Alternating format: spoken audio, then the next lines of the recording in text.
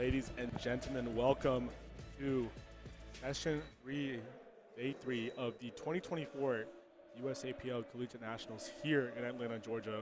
My name is Yuvraj, My name is Benjamin. and we will be your commentators for today's session. Now, this is a big session. This is probably going to be one of the most anticipated sessions. The male 90 and 100 kg lifters.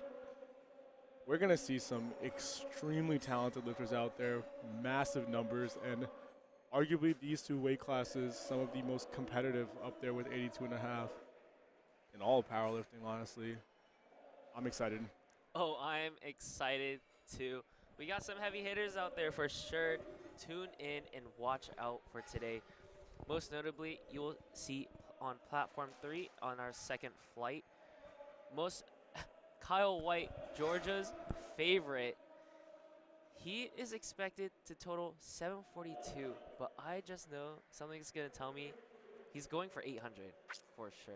We will be seeing multiple, I want to say 770, 780 plus totals in the 90 kilo class, totals that would have won CNATs a couple of years ago, but now will not be able to even get you into the top 10. This is how much the competition has progressed, and we're going to be in for a show for sure.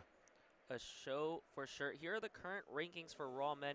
Midland leading with 47. UTSA trailing behind by 6 points with 33. Texas A&M trailing by 2 points under UTSA with 31 points. McKendree following up with 19 and UMass with 18. And these team rankings, obviously, it does look like Midland has the lead right now by a bit, but keep in mind the way team scoring work, it is very weighted towards those podium spots. And so in this team scoring system, if you place first place in your weight class and are registering a total, that will count for 12 points, which is followed by a 9-point rating if you place second, and then 8 if you place third. So big drop off here. A lot of our athletes will be trying to go for that first place spot to get their school in that lead.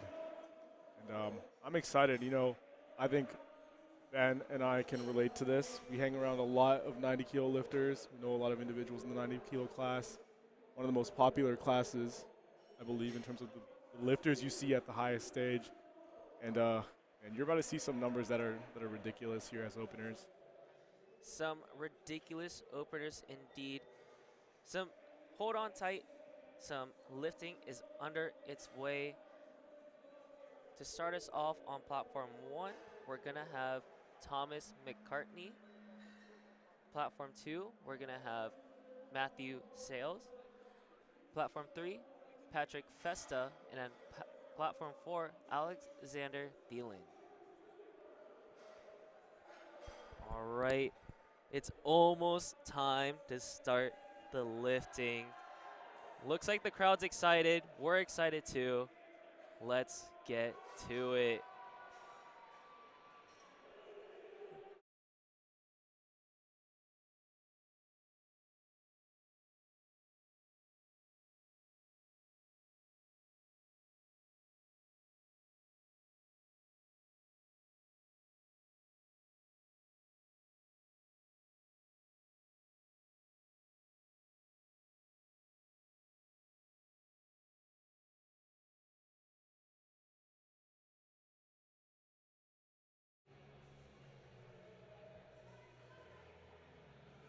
Alrighty. Looks like our spotters and loaders are ready to go. The bars are loaded. And it is time to start lifting. Platform 2, we got Matthew Sales stepping out to 200 kilos. Big opener here. Platform 1, Thomas McCartney not so far behind with 197 and a half. Platforms 3 and 4 as well, being moved. Looks like on platform 4, Alexander Thielen won't be opening with much. He must be dealing with a tough injury, but it's nice to see him come out and show and put a total on the board. Good lift there for Thomas, and also a good lift for Matthew Sales. Matthew Sales will be followed by another Matthew taking 207.5 from Drexel. And up on platform 1, we have Wesley taking 202.5 keys for a smooth squat opener. Here's Al Nee pulling up on platform 3 with 220 for his opener. And a Rockley from Liberty. Oh, an accident. But a good catch from our spotter. Hopefully everybody's okay. Hopefully everybody is okay, but they're able to get the bar back onto the J-hooks. Wesley, big brace here, hitting depth, easy 202.5 opener. And that will be a no lift there. 2 reds out of 3 total lights means that is a no lift. Remember, we need to have 2 out of 3 white lights at the minimum for it to count. It's not a successful attempt. Kim Mensinger on platform 3, stepping up to 235 keys.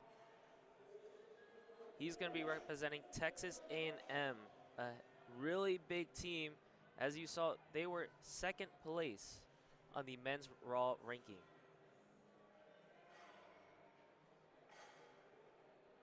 Jacob Boschak on platform 4, representing University of Minnesota. Absolutely nukes his squat of 220. 2 out of 3 white lights. That's all you need. Now we have Edward preparing for a 210 back squat here.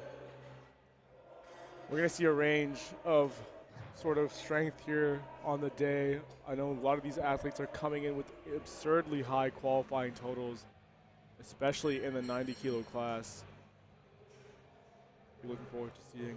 And it looks like we have a new guest joining us at the commentators table. Ken Lee, welcome to the commentators table. Thankful to be here. We got Jack Townsend opened up with 230, 2 red lights. Going to be a no good lift. It's unfortunate to see the judging here today throughout the entire weekend has been very strict. A bit of a fight from Edward on platform 1. He still gets it up though. See what the judges say. 3 white lights, good lift.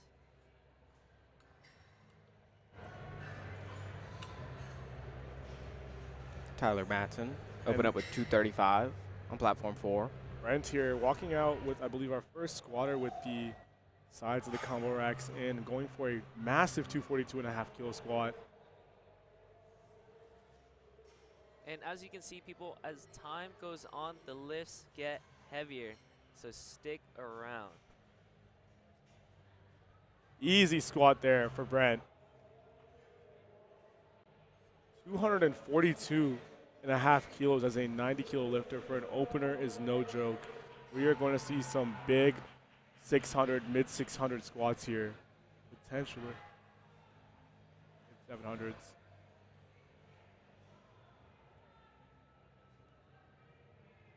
Platform 2, the cameras will go down shortly. We are replacing a cable on our end, but if you want to follow along with Platform 2, you can open up LiftingCast.com and follow along with your friend or favorite lifter. And now Platform 3, PJ Krasinski from Notre Dame. Personal bias here, he is my coach and very knowledgeable individual growing into the 90 kilo class. Ooh. Well, smokes 242. Very easy squat there on the day. Platform 4, Ji Hao pulling up. 245 on the bar. Let's see how it fares under him. Good lift for our lifters on platform 1 with Alexander. Another Alexander following up with 225 for an opener. Wow. Very well done on platform 4. And it looks like we are back. Adrian from the University of Texas at Austin absolutely smokes 225. Moving on with Brian Flores representing George Mason, also squatting 225. Now Alex on platform 1 gets 3 whites there for 225 kilos. We are pushing into the 5 plate, 496-pound territory there on platform 1. Very impressive. Here's Chris McBean. He finally gets the squat command. And an easy 245, representing University of South Florida. 2 different 225 squats here on platform 1 and 2 with Isaac and Brian. Very smooth for Isaac. Just as smooth for Brian. Let's see if they get good lift calls here. Good lift for Isaac. Great lift. For Brian.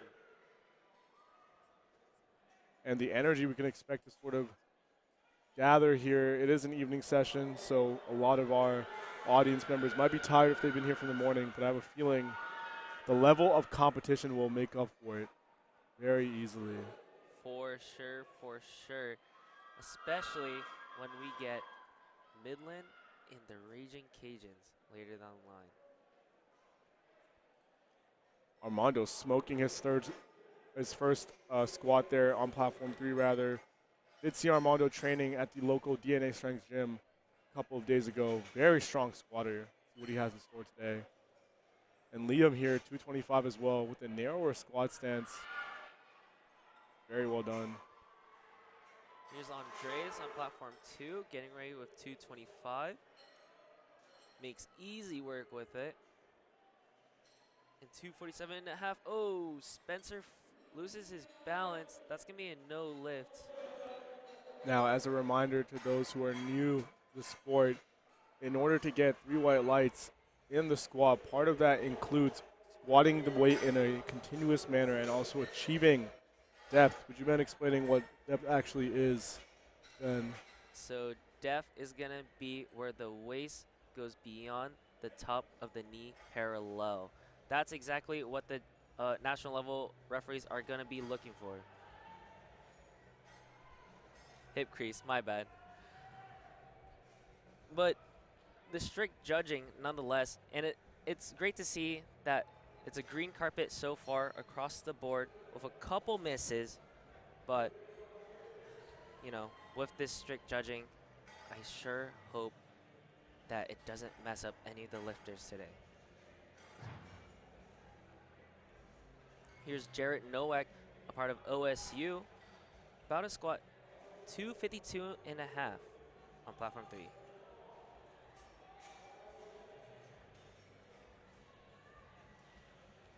And Colin here, opening with 227.5 kilos, big 500-pound squat as an opener.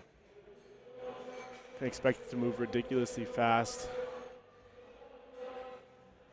Jonathan on platform 4 taking 250 as well for his opener.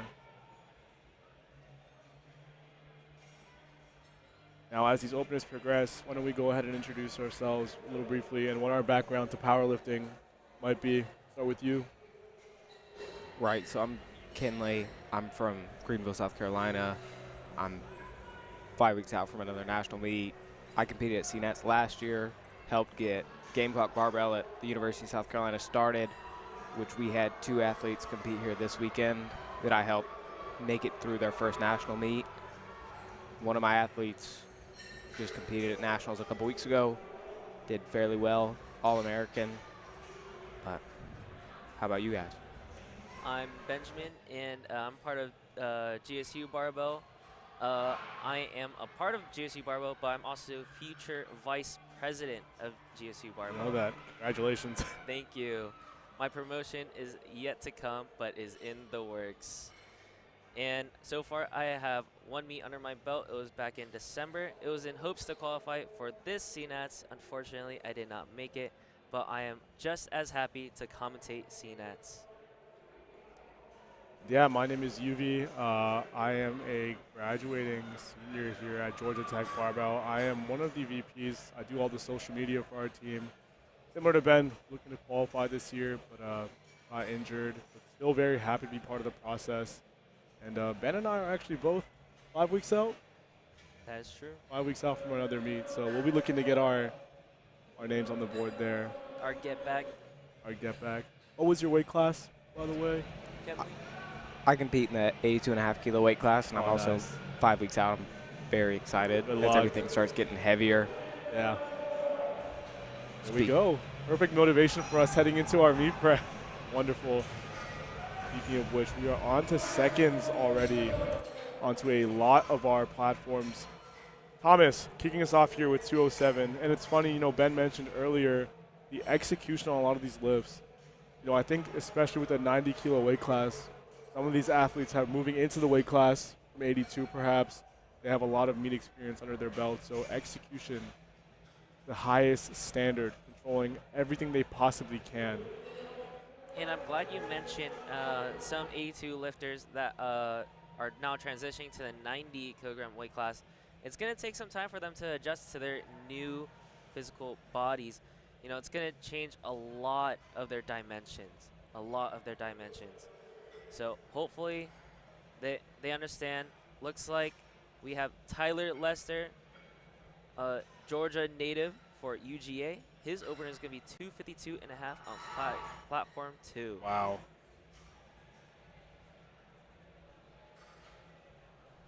And Tyler Lester, as Ben mentioned, big 252 squat. That is very impressive for a 90 kilo lifter, even a 100 kilo lifter.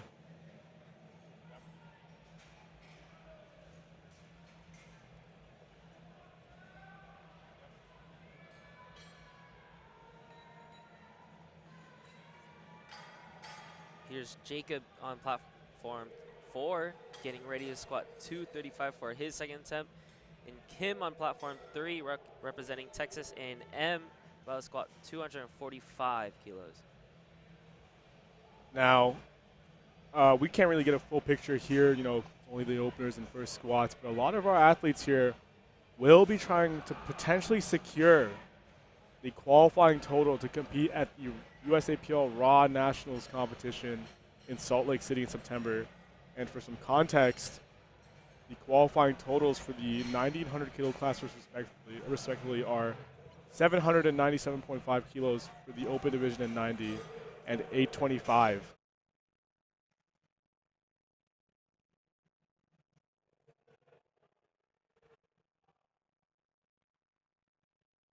And sorry, just heard from my producer some comments on that. So these will actually be for next year because Raw Nationals this year did fill up, big demand, and as part of the way the sport is growing, people are getting that opening, those qualifying totals a lot more frequently. So there is still some stuff at risk here for our competitors, and people will be making that push. There's Gabriel waving hello after smoking 247.5.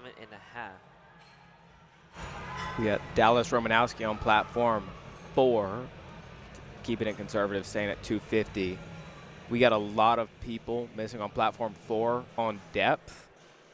We've got multiple people jumping 15, 17.5 kilos. Dallas keeping it conservative, that way you can get on the board. Unlike a lot of people in here so far. Very good point there, Kenley. I mean, these big jumps, as John slightly misses out on depth here on side calls. We're heading into the heavier weight classes. Larger jumps between attempts on squat especially are going to become more and more common. You can see Brent taking 257.5 keys for a second. Solid second choice for him. Speaking of big jumps, looking at both of these platforms, 1 and 2, what seems like lower openers coming out with high 400s, 500-pound squats for their second. Makes you wonder what they have planned for their third attempts coming up.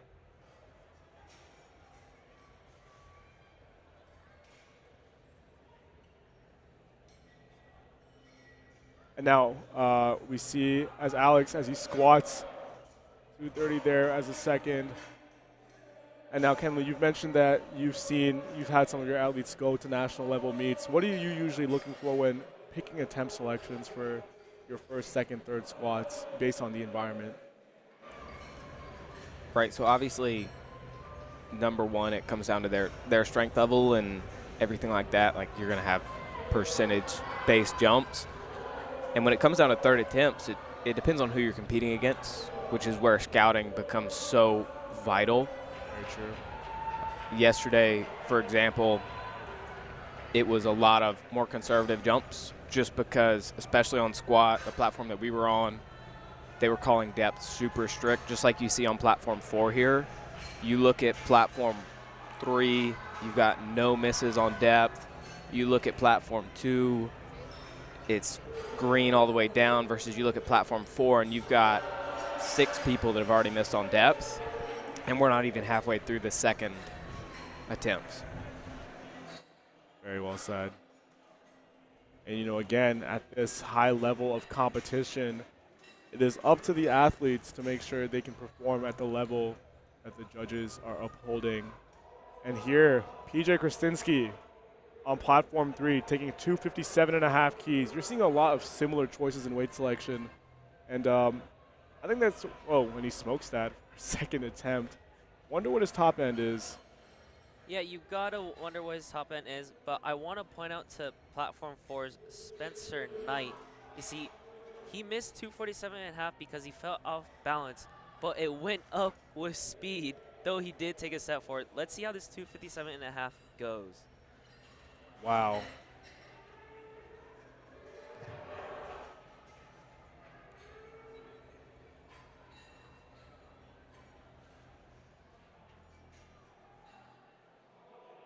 And we have just heard that there is a shakeup in the team rankings right now for men's equipped.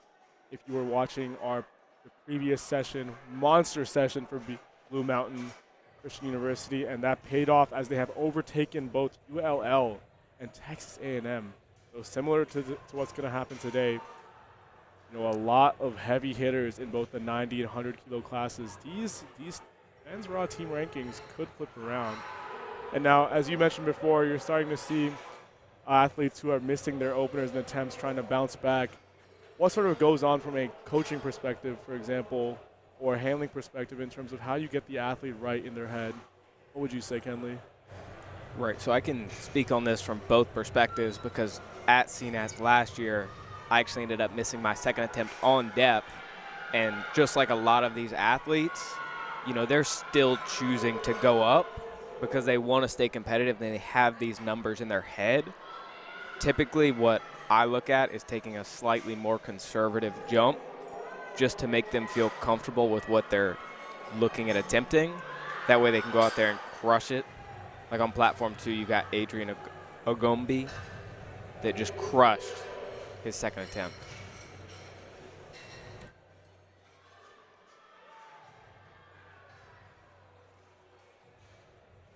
And here, when you talk about squatting, interesting to look at Liam as he hits a wonderful second.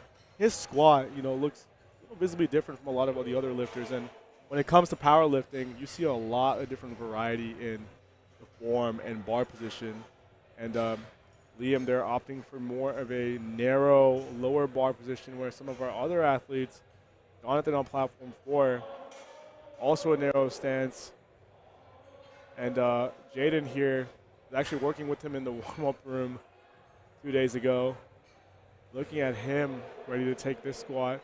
And so how do you think athletes figure out their technique, you know, over the long term? Is a narrow stance better than a wide one, or is high bar better than low bar?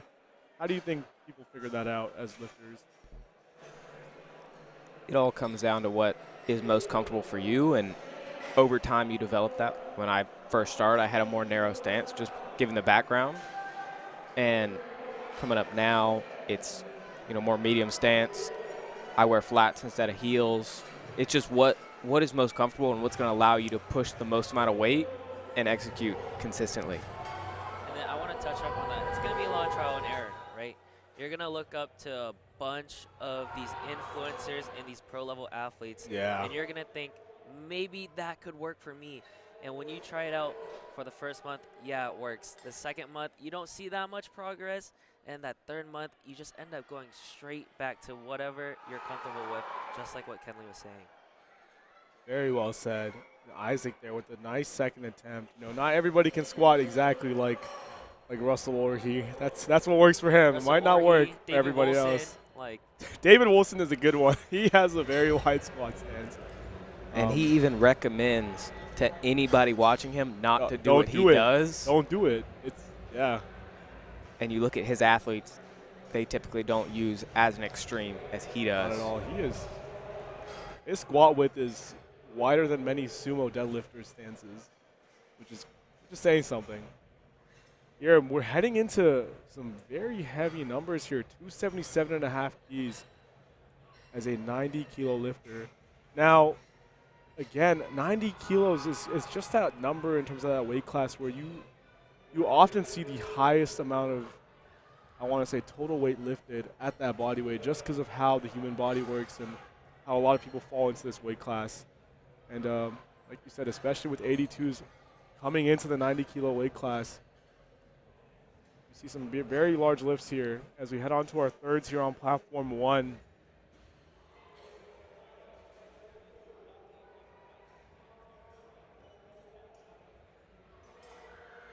Here's Brandon Rodriguez on platform 4. A bit of a grind on 282.5.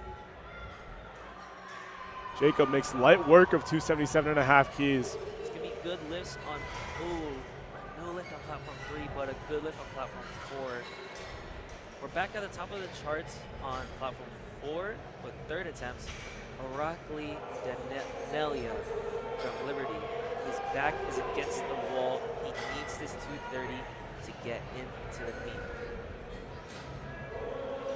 Now, for those who might not be aware, what is the implication of missing all 3 attempts on a certain lift? What does that mean? So when you miss all 3 attempts, you're going to bomb out and you will not be able to enter a qualifying total. Very well done. Amazing squat from Orakli on platform 4. That's 3 white lights.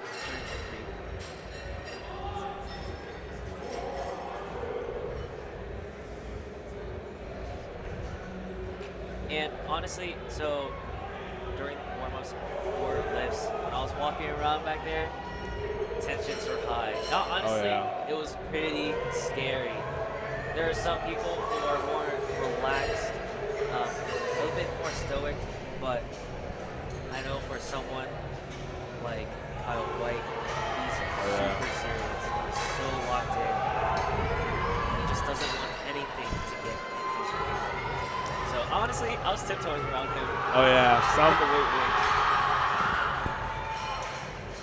and Jack Townsend on platform 4 in a similar boat to one of our previous lifters has to hit this to stay in the meet. And you know, it's interesting as Wesley unfortunately misses his third attempt. This is a very well-produced meet, very high-level production here in the one of the largest venues ever, I believe, Collegiate Nationals. You know, we look around the warm-up room, we have, as I mentioned earlier, 12 total TSS racks with the all-new TSS equipment. Very high level of quality here. 4 platforms. Jack Townsend saving his meet with the third attempt. And John Morale here taking a 10-kilo jump. Very well done.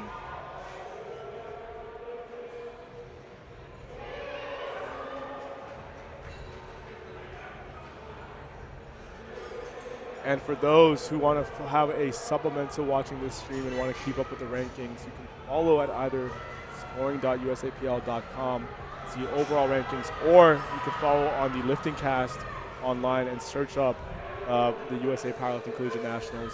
Especially important to once we start getting into the later lifts of the evening and start seeing those rankings change. And now, as we were discussing earlier, since a lot of our athletes are taking larger jumps between attempts, that third attempt, especially if you miss those first 2, it's a big mental battle there. Now, Kenley, have you ever had to experience athletes being on that verge of needing to hit a third to secure a total in a lift? Oh, absolutely. But there's massive benefit to it, and you can build massive momentum in a comeback story like that, and everybody loves a good comeback story. Yes, nice shot with that 242.5. Now, Kenley, I gotta agree with you. Everyone wants to see the underdog win. We've seen it time and time again in previous days and sessions where there's supposed to be a predetermined winner, but they've always fallen short. And that's where the underdog came in. The underdog came in by being very consistent through the squat and the bench, and then ended up pulling for the win in the third attempt. Big energy here for Max as he hits a monster 265 squat. 3 whites there in the all A7, and now we have Kim, platform 3, taking 252.5 squat here. Alex on platform 1 getting ready to squat 235. Can he recover and hit this? Can he go up? Unable to. Just not there for the day. He does get to walk away with 215. And you can tell. The fight from Kim just not enough. And we can hear the reverberations of the music. And expect this to get very loud here in the crowd as lifting goes on. And I believe platform 2, Tyler Lester, getting ready to take 260 here for his squat. While Colin is getting ready to take 240 again, just like. Very well done. No worries. Unfortunately, it's going to be no worries. Colin back against the wall. Can he gain momentum just like Kenley was doing and hit this third attempt? And the most interesting part about this meet, with it being as large as it is, I mean, you have people on the big screen. You've got hundreds and hundreds of people competing every day. Tons of people out here in the stands and whatnot. The energy is absolutely ridiculous. You push on to like platform 4. Oh yeah. Where you've got like Jonathan right now putting up 267.5. Big number, yeah. 5 kilo conservative jump, but the energy over there is just uncanny. Wow. To anything else. Very well done.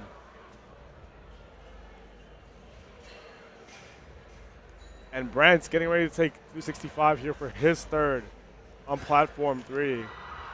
While Alexander, all smiles there as he hits 242.5 kilos. Very well done. Alexander Engelman there, I believe, will be going 3 for 3 heading into bench. Good squatting day for him so far. Smooth squat from Brent for his third attempt on 265. He gets 3 white lights. Chan from UMass, who's requesting a re-rack, still has 40 seconds on the clock to get the start game.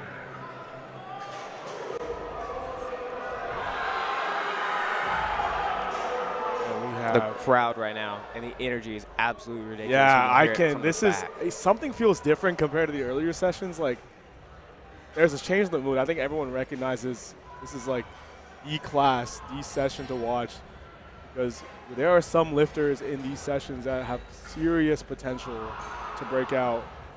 And they're a big third squat, Apollo, 47.5. Now, forget to mention, for those who may not be too familiar with kilogram weights, a lot of these weights are pushing into the 600s, high 500s. Especially with Luis from University of South Florida, who's squatting 595 pounds. Let's see if he gets his third attempt. And his teammate right next to him, Chris McBean, going for 265, 584 for the 6-plate squat.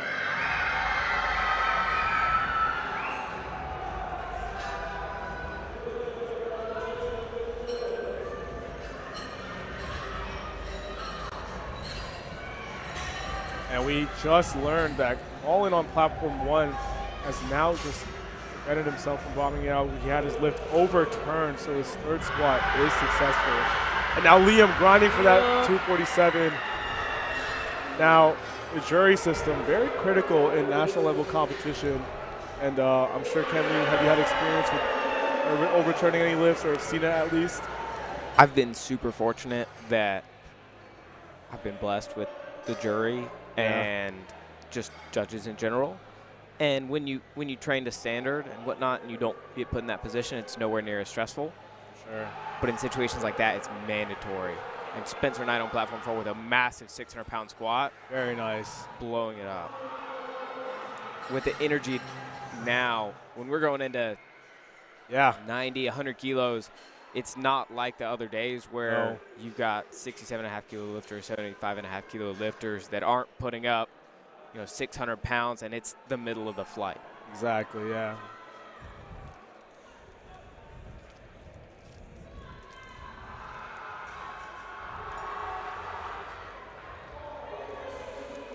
Yeah, and as we were noting before, especially as Ethan says, relative to the past few years in this weight class, the way 585, for example, as a squat has been normalized as almost the bare minimum you need as a later attempt going into competition is ridiculous. I mean, you're about to see some monster squats later on in some of these fights that we haven't really seen this level of competition before. And what do you both think is associated with the increase in overall competitiveness and strength these past 2 years? Is it coaching? Is it popularity of the sport? I think it's a mixture of both for sure. As coaches have come out of new research, good catch for us, as coaches come out with new research, they find new ways to add on some more kilos, and not only that, but there's a whole mixture of the equipment as well. Sure. I'm not saying these things are definitely going to give you a mixture. Wow. 30 kilos. That's definitely placebo. Wow. But Dallas Romanowski blowing up a 25-kilo jump. Sorry to cut for a you good all off, lift. but I have to support my coach man here. PJ. PJ, oh. So close. But when you have the correct mixture of right coaching, correct nutrition, and the mindset to become Correct. better and to become one of the best, that is what raises the standard from 584 to making you a top 5 to 584 being the standard to be top 20. Last attempt on platform 4, 2.5 kilos. We are pushing well into the mid 600s here. This is an impressive deadlift for a lot of these lifters. And now we have Brandon squatting it, putting that weight on his back. No lift there for Jacob. Looking at 645 pounds. Wow. That's crazy. Come Oh on, my Brandon. goodness. Up, What a up. fight. Absolutely blown it up. That is not easy work at all. Wow. Ooh, it's going to be a no No lift, lift. though. Unfortunate. And Jacob on platform 3 also misses his lift there. With all the advancements in powerlifting, the equipment, the coaching, nutrition, all of that's amazing. But what is most important and what's pushed everybody as far as it's come is just competition. 100%, yeah. The reason why we never saw anybody in the 82-kilo class squat 600 pounds until John Hack did it, and then all of a sudden everybody's doing it. Yeah. You see it in every sport. Nobody believed the 4-minute mile was possible until it was possible, and Exactly. now we've got kids in high school running a 4-minute mile. Yeah. Very well said there. And I think the biggest thing specific to our generation, social media helping make a lot of these achievements a lot more well known. I know at least in the college scene especially, people sharing their training or not sharing their training keeps everybody on their toes. And friendly rivalries like this can only push people further and further to stay on top of their training. It is ridiculous. I mean, we're seeing a big range of squats here. And on platform 2, as Jonas prepares for his third attempt squat here of 250, you can notice that the racks are set in. Now that is definitely a matter of personal preference just to allow him to get that wider grip.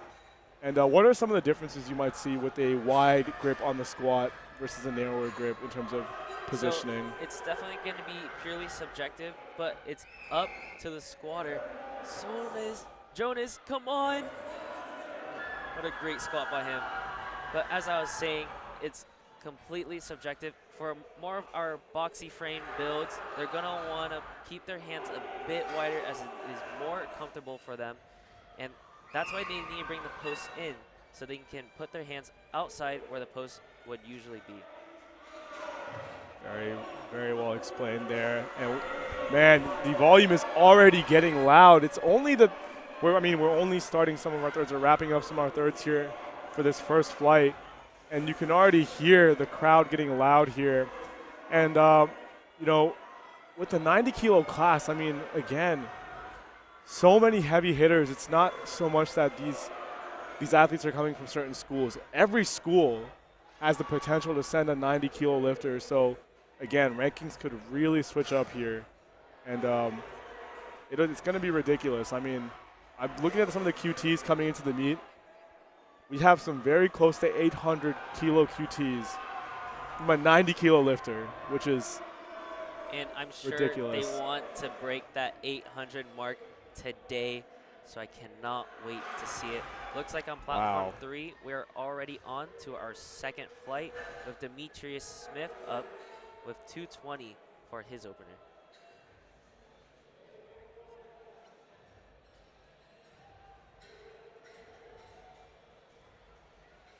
Now, it takes a lot for an individual to reach CNATs, but you will see some really, really heavy squats on platforms 3 and 4, as that is where the heavy hitters of 90 and 100 kilogram lifters will be.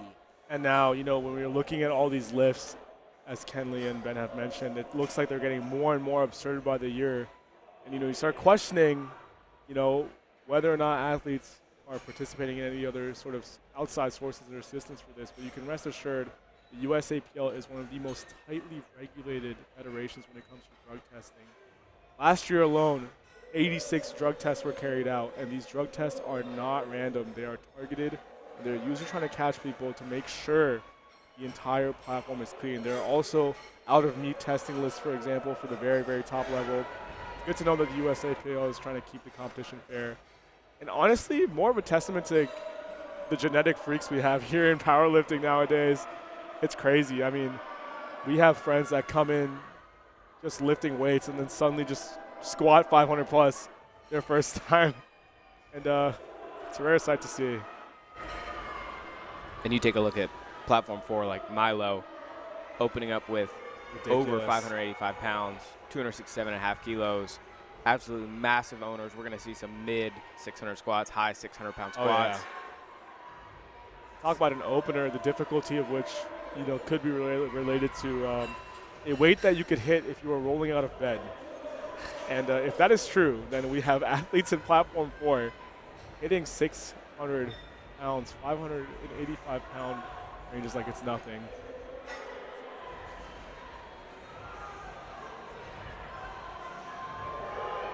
Mitchell here, hitting 225 as an opener. The openers here on these next fights are also hitting very, very large. You're about to see a lot of second and third attempts into the mid 500s and high 500/600 range marks. Right, and you've got Mr. Castillo on platform 4 opening up with 600 pounds, and it is 3 white lights. It's a good lift. Miles on platform 3 absolutely smokes 240. 3 white lights, couldn't agree more. You know, we're talking about all this training, but one of our sponsors for the stream actually provides free training, and that's going to be Boostcamp. Transform your lifting journey with Boostcamp, the last training app you'll ever need. Access free training programs from legends like Bryce Lewis, Eric Combs, and Alberto Nunez. And make your own multi-week custom training cycles to use the next level programs. Big, big free resource there for those watching that want to get into it. And we have another Georgia native here, Joseph Gorman, 100-kilo lifter, opening with 232.5 kilos here on platform 1, 250-kilo opener for Jack on platform 3. Oh my goodness, that was a little too fast. Making those weights look fake. Not saying they are, but very, very fast squat there. And on platform 2, we're wrapping up with the thirds here. Last 2 squats of the flight. Matthew Nichols, 260 kilos here. Let's see what he has. Here's Ethan Wynn on platform 4, 277.5. Oh my goodness. Making light work of it. Gabe Quadra, I believe the Aggie Powerlifting president, Mr. Big Chungus Gabe himself, looking to be up there in contention in the 90-kilo class to win it all. Big opener here. Oh my. That was a crazy squat. Georgia native platform 4, Grayson Duggar here. 277.5 kilos for his opener. Very excited to see Grayson here, handled by Ethan Stone in his signature orange Reese's shirt. And Grayson looking to secure second, separate himself from the rest of the pack here at his second CNATS, I believe. Very, very big performance ahead. Tyler as well, third squat here, 267.5 kilos. And Lucas, another Georgia Tech student, getting ready for 245 here on platform 1. Big showing ahead of us. We love to see as more and more Georgia lifters come out and lift. And on platform 2, as Tyler is ready to take his 267.5 keys. Come on, Tyler. Can he push through? There he goes. Very well done. Lucas, Georgia Tech lifter here, platform 1. Now, he's gone through some injuries through his training this past year, but he has done an excellent job of recovering and building his way back up to hopefully a massive 600-plus squat. Let's see how he does. While Joshua Hall on platform 4, Lucas stumbling a little bit there, trying to find his footing. Now, when it comes to getting the start command of the squat, it's like will he get a restart?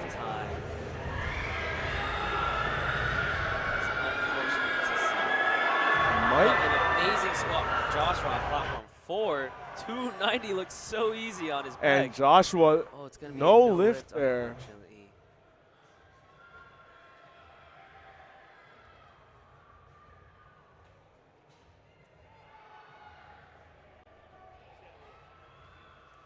And we just learned that in platform 3, we are looking out for a battle here. Forecasted total is tied right now, number 1 and number 2. So you can see how that can change in the future with the rest of the lifts coming up. Keep your eyes out for Seth Dasuki and Kyle White. Big lifters. Now Chidera, platform 4. He, for those who follow future powerlifting, was on King of the Lifts. Big 700-pound squat as a team. That is true, and I was there to witness it in person. Ridiculous. It was crazy. Can he bring it to the platform at this stage with another Georgia lifter on platform 3, Mr. Landon Spurgeon here representing UGA. And Surge. Let's go Landon. Takes Chidera to retake the squat. And now, with the opening squat, especially with weight this heavy, how much of an impact do you think nerves has on a lifter, regardless of the weight class? I think nerves are a big part of it. Are you referring to the nervous system or to nerves being in this environment? Being in the environment, yeah. At the end of the day, the weight for them doesn't matter, especially with these openers, because it's something they're familiar with. Like the lifter that just completed a lift on platform 4, which was a good lift in the mid-600s. Like you said, he squats in the 700s. So that's comfortable weight for him. The most nerve-wracking thing here is the environment. It's absolutely ridiculous. If y'all have ever stepped on a platform at the national stage, you'd understand. And let's see here, Evan Ross, another big favorite for the 90-kilo class, Mr. Mini Hulk. 265 opener. I know his top end is into the 300s. Let's see if he can get there. And if 265 looks like just like the bar, I'm sure the top end is there today. Oh, yeah. And Patrick Borman jumping 15 kilos after missing his opener attempt for Gets 3 it. white lights. There we go. Great job there. That takes guts. And here's Seth Dasuki, our projected first place, as he weighed in lighter than Kyle White, who shares the same subtotal of 742.5 forecasted. Now an update on platform 1. Lucas Odom will be put at the end of the flight here to retake his first attempt. Maybe a mishap there with the way the weights were loaded. But it's nice that he is awarded that retake there and does not get penalized. Still, we'll take energy out of him as he is up next to take 245 here. Here's Seth for 265 on platform 3. Makes easy work of it. And it looks like the reason why Lucas is getting that relift is because he stepped on a spotter's foot. So ample reason for the jury to give him a chance to retake it. Shout out to the jury being very, very observant of these smaller details. And despite Lucas, the energy in the building absolutely going through the roof, we're Oh, looking at in the middle of the flight for 100 kilos, 606 pounds on the bar on platform 4.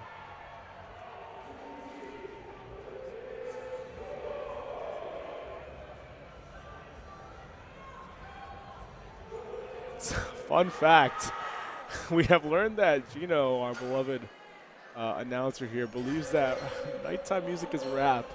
And, you know, That's a bold statement from Gino. bold statement, but maybe the rap is a little bit more befitting for, I guess, college students in general. Yeah, but I think it's a little bit more befitting, maybe for something more hype, right? I would say so. Rap needs like a build-up, right? And right now, squats are starting to build up, especially when Georgia native Jacob Hembry comes out to squat 277 and a half kilos. And now Jacob Hembry, big squatter here. Even better drummer, actually, but Is that so? good squat. Maybe a little slow for an opener. And let's see what he has in store there. He's 203 white lights. Let's see. And Kyle White, we mentioned earlier, he was also on King of the Lifts recently, and he's made some bold statements. Let's see if he can back it up here. Kyle, 280 keys. dapping up the spotters. No matter what he hits today, consider what he was where he was a year ago. You cannot say he has not. And look at him right now, getting the hometown crowd into it. He knows he has the city of Atlanta behind him. Big favorite here. Come on, Kyle. Show him what you're made of. And we got Blaine on platform 4, putting up 280, jumping 15 keys after missing his first attempt. Big squats on platform 3 and 4 here. Amazing. And we've got Gino excited with his nighttime music. Everything's bumping. Everybody's having a great time. Another University of Hawaii lifter, I believe our second today, following Casey Bell earlier on. Benjamin, she with 237 and a half. Shaky walkout from Kyle. Kyle. Taking that. Laser focus. Yeah. Taking the full 60 seconds to hype up the crowd. I would be scared. I would be shivering in my timbers right now.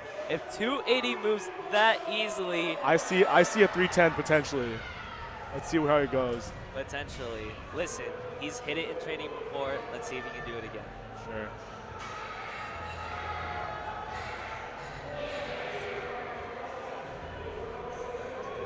And here we are moving into the seconds on platform 1. We have Wojtek, 230 kilos for a squat second. And now, you know, the way we're judging the difficulty of these ramps is off bar speed, obviously. But some lifters, sometimes their bar speed It's just that slow. is just that slow. What have you seen in terms of slower squatting lifters versus faster squatting lifters? Or what do you think of bar speed in terms of how hard a lift is? Great question. And especially when I was in heels, and given that I don't use any sort of stiff sleeve, everything's been slower. Oh, yeah. Even on higher rep range, and everything looks similar, and everything looks great until it doesn't. It's really up to the lifter, right? It's always about the constant communication between the handler and the lifter. That's how they choose these attempts, and that's how Jet chooses 282 and a half after missing 275 for his first and smoking it on platform 4.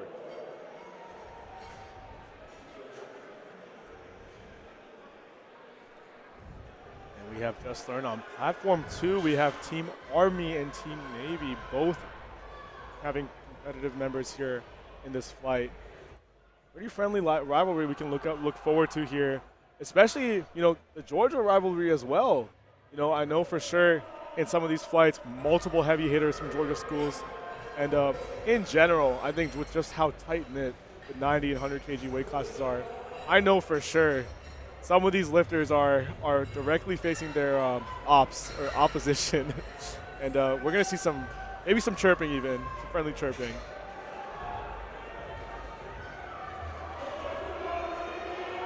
with Army and Navy begin showing on platform 2. All we're missing is Air Force. Exactly. We did have Air Force lifters earlier on in the day.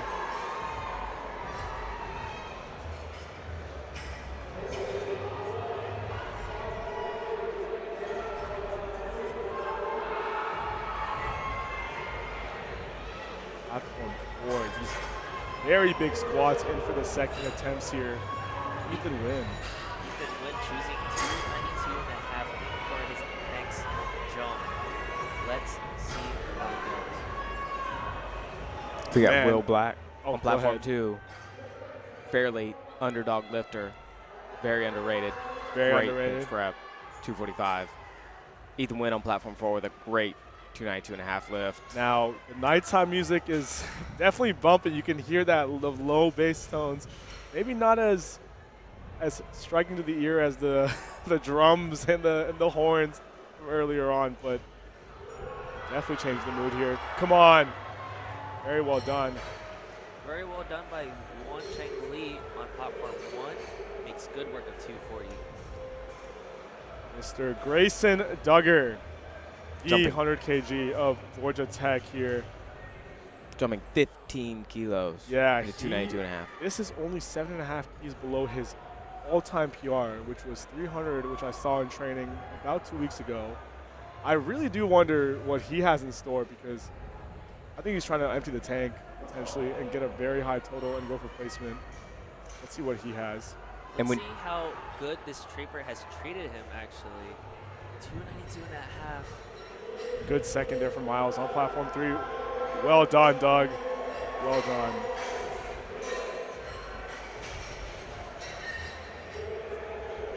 And now platform 4, the insanity does not stop. Chidera taking that 300 kilo mark for a comp PR, and we have Josh Hall also.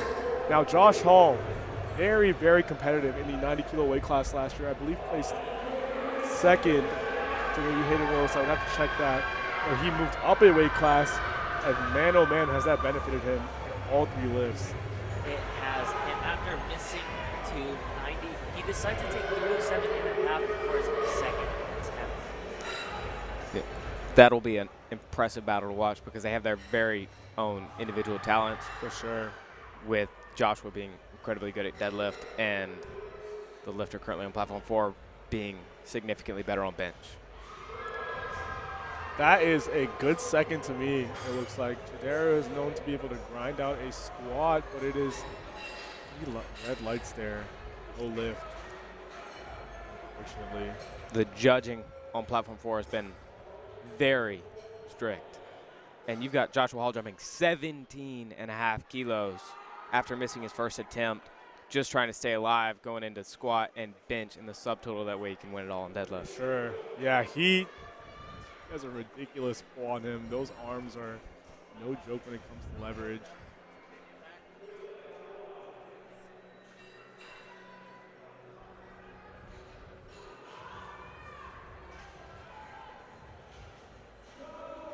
Platform 1, big jumps all around here. Lucas Odom taking 260 here, just shy of his all-time PR he's hit in training.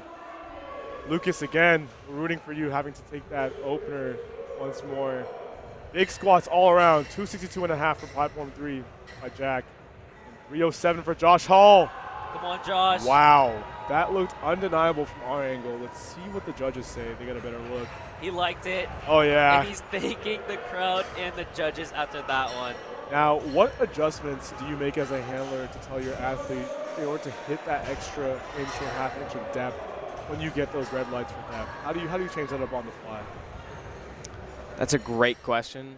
And at the end of the day, people typically know their bodies well enough on how to get there. And it's just going to vary. It's super subjective from person to person. But what's most entertaining and interesting to me in this flight is Joshua Hall's going to beat out, and his competitor that he's competing with only jumped 2.5 kilos after missing his second attempt. Yeah.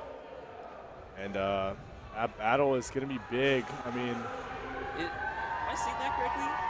Josh is going for a 700-pound correct. third attempt. Josh has hit, I believe, just under 700 pounds in training. well within his means, most likely. Adding.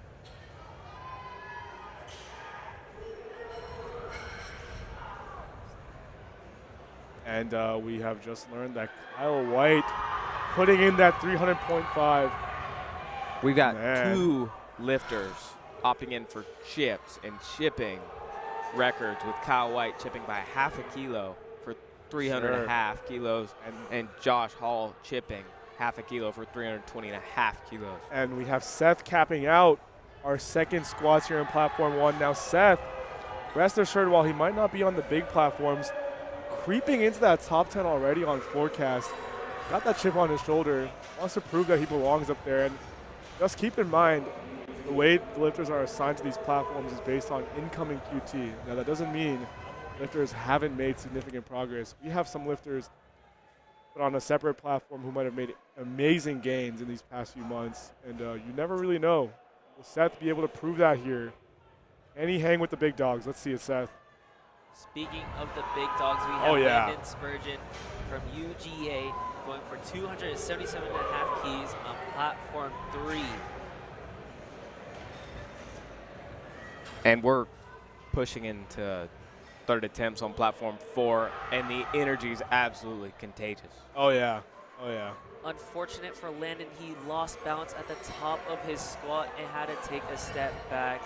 We'll see what he chooses for his third, because that second attempt was pretty easy for him.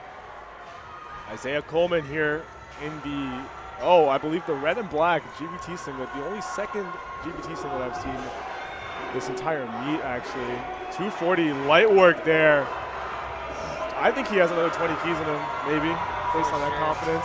That was very snappy at the time. Evan, Mr. Mini Hulk, 282.5 keys, Platform 3. 285 from Army, Platform 4 from Lincoln.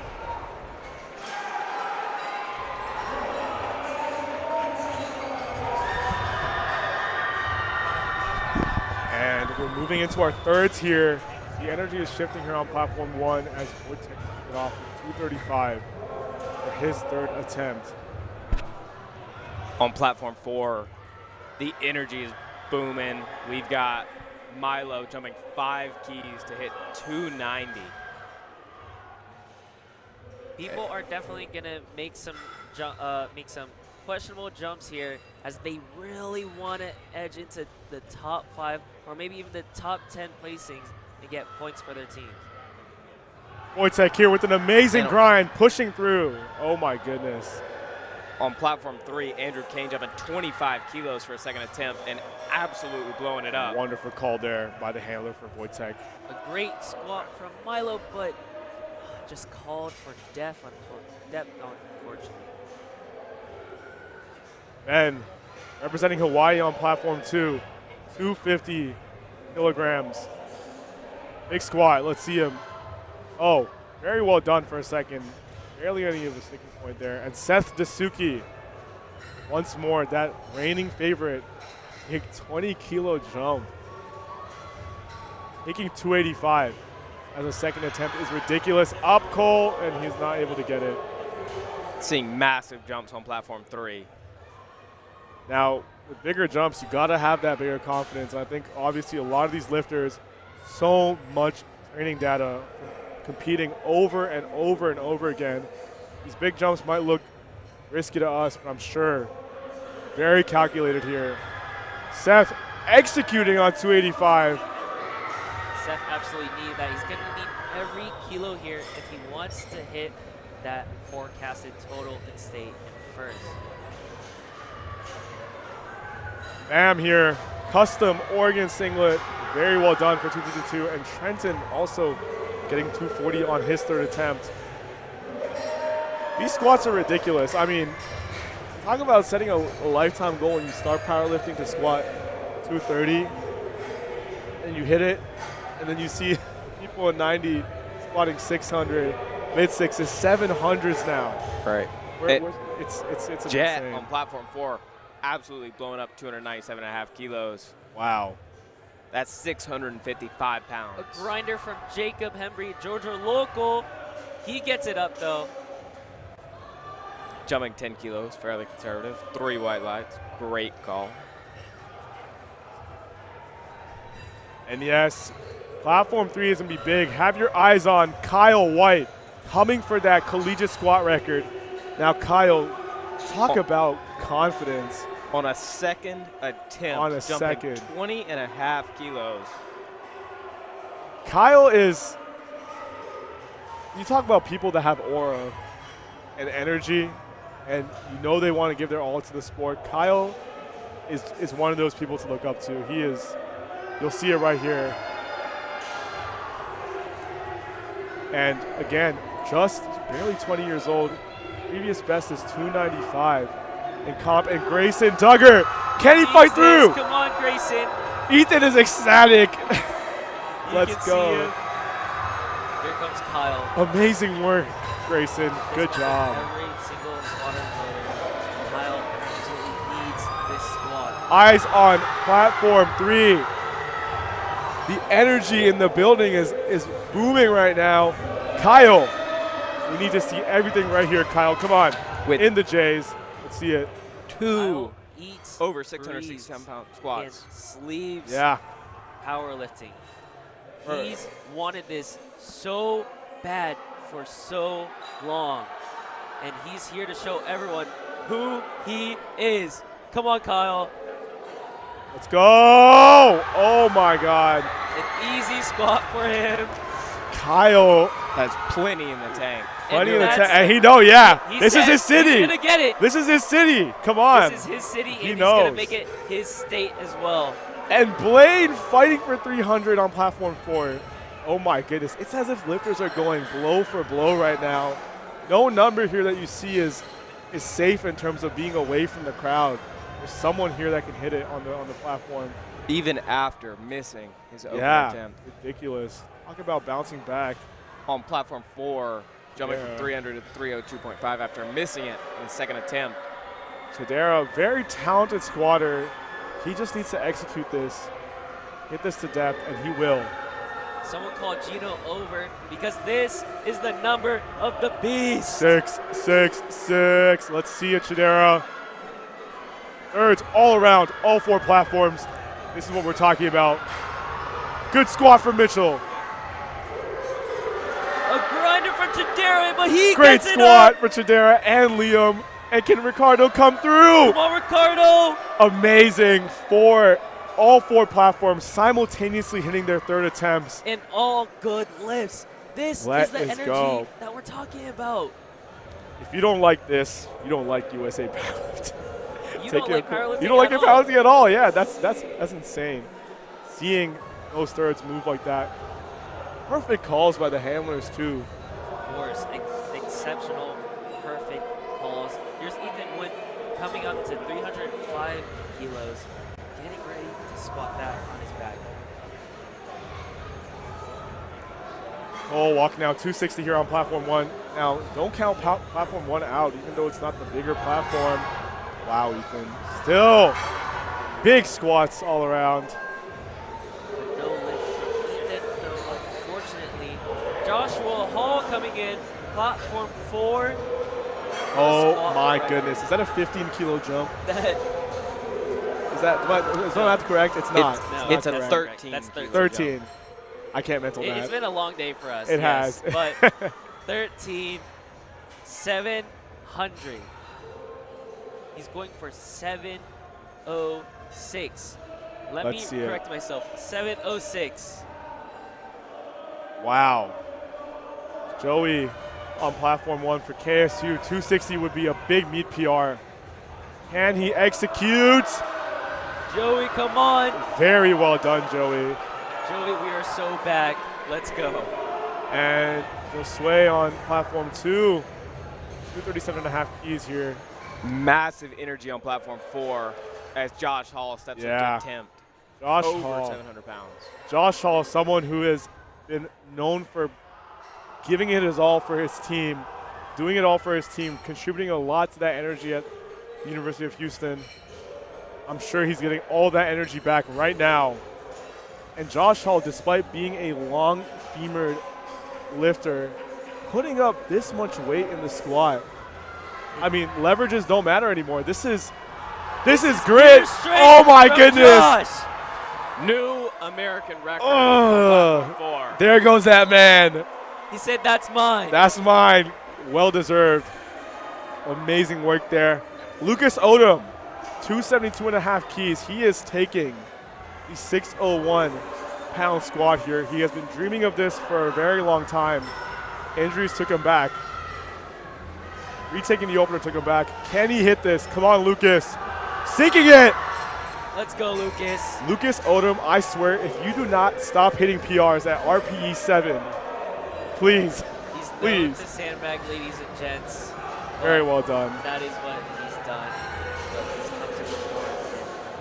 Did Jack on platform 3. A deep squat from him. Almost jumping out of the hole. He's excited about that. Oh, yeah. Is that a good lift? It's a great lift. Great lift there. You see our spotters trying to adjust the weight and, you know, balance it out on platform 1. It's not the easiest to do when you have that much weight on the bar. And for those tuning into the stream, platform 4, I believe, is done with squats. That seemed like it went by insanely fast. It did, but it's because we were so hyped. Here we have Georgia local on platform 3 getting ready to squat 277.5 keys again. Fortunately, he missed on that second attempt because he lost bounce at the top. Let's see if he can get vengeance in that stab back for 277. And Landon here, big squatter, very controlled descent. Come on, Landon. Very well done. Landon with closer to what seems to be the Wilson style squat. You know, very high demand on those hip points there. And he's able to execute. Seth, 280 kilograms here, jumping those 15 keys. And as we mentioned, Seth, although he's on platform 1, this squat will put him into 4th place on forecasted placing for the 90 kg class, or 100 kg class rather. That is crazy. On platform 4 or 3, we've got Gene also competing 280. Seth, 280 squat. Yes. It's a good very lift. Well done. The crowd loves it. The energy is super high. And now, as we see our lifters continue to be all amped up, you might be wondering, how is it possible for both the lifters and the crowd to have so much energy? And I think a lot of that, as John can't get his third squat, is due to caffeine. And now managing caffeine intake as a lifter in general is pretty interesting, but especially on meet day, how do both of you go about caffeine intake? I take lifts? as much as I can. As much as I can before passing out. Honest? How about yourself? Very fair. I try to keep it as much as I can, but also fairly controlled. You know, for squats and deadlift, I try to take a scoop of, you know, a moderate stem pre-workout we probably all know and love, which is 110. Yep. Shout out 110.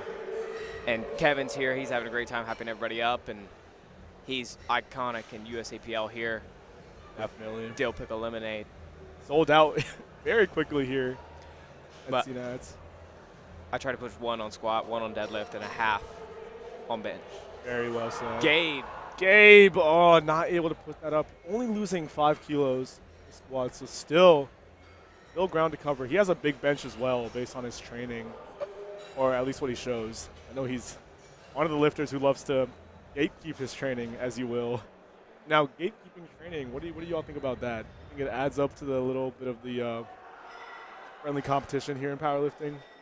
I think it leads to, you know, guessing room, you know, room for imagination for your ops. But me, myself, I don't like to gatekeep training, you know. I'm more of a flaunter, right? No matter how many kilos I'm putting on the bar. But looks like we have Brody on platform 3 stepping out 290. Now, eyes on platform 3. The last 3 squats of this flight, or the last 4 squats of this flight are all over 300, but the last 3 will be matching or potentially breaking the record that Kyle White just set in the seconds. So you definitely want to stay tuned for that. with Kyle White looking to break his own record. Oh, yeah. 311 kilos.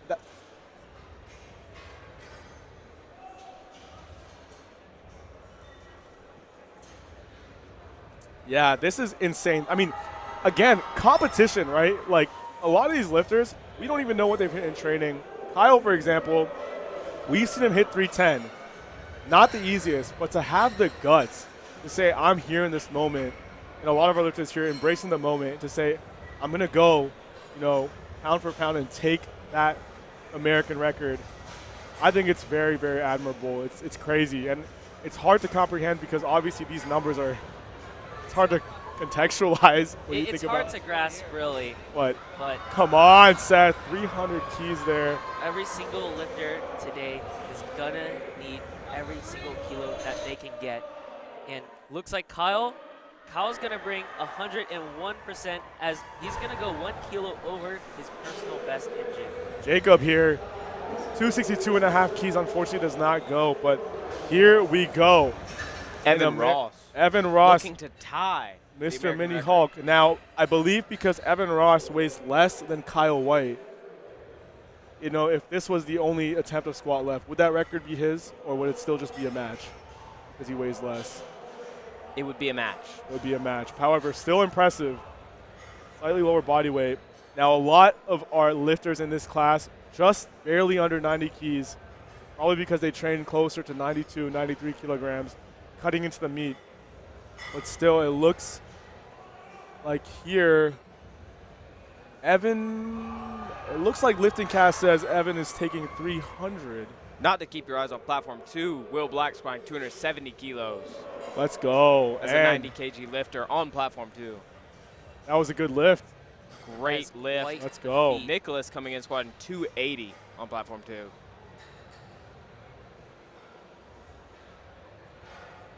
Okay, interesting thing to note here with the context. Because Kyle has already hit 300.5 keys, Evan cannot load that 0.5 kilo chip since it is just matching the record. That is insane. Really? So,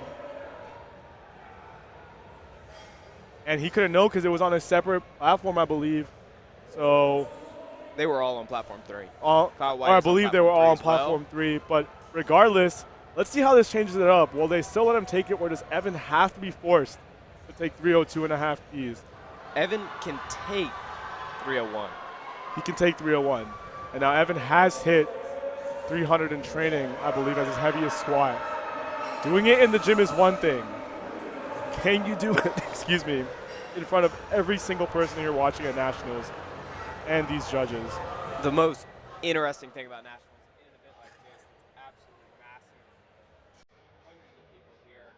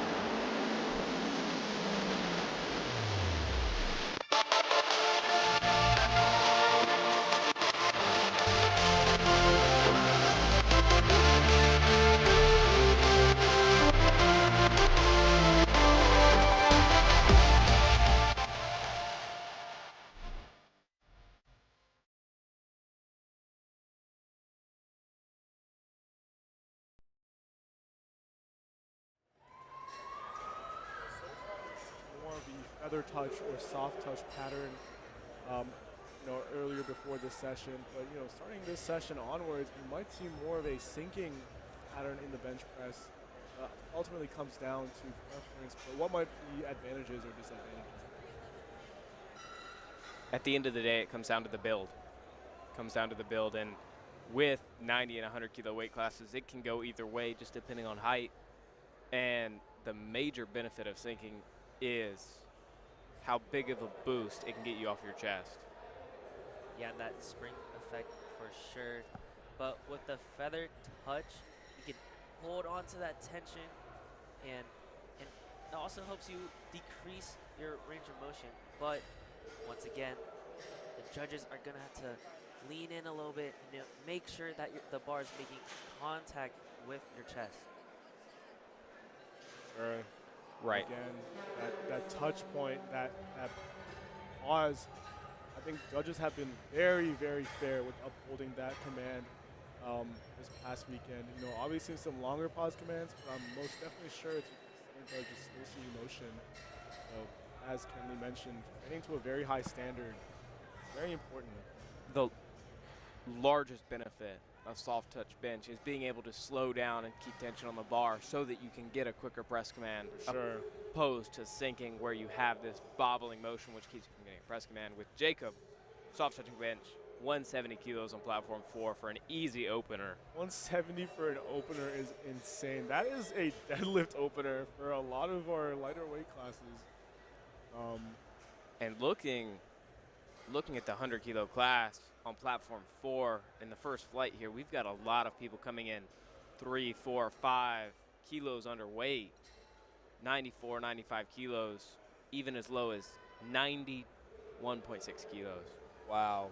So potentially we have some lifters in the 100 kilo class who decided not to cut, and they could have cut for this meet, or are building their way up from 90 to 100 long term. And Another 170 kilo opener for Lewis. Wow. Amazing speed from that. Really fantastic. And with the beauty of powerlifting is it's not dominated by any sort of body type, and the biggest advantage it has on other sports is no matter how tall you are or how short you are, you can fill into a class, and if you're too tall for a class, you have the option to grow into the next class, and that's what we're seeing a lot in the 100 kilo class, because that 90 to 100 kilo jump is massive, being 22 pounds. I can agree. I mean, obviously 90 and 82 stand out as the largest cluster of people in terms of competition, but still moving up those extra 10 keys. I mean, best example, Joshua Hall, right? 10 I mean, he hasn't even filled out 100 completely yet.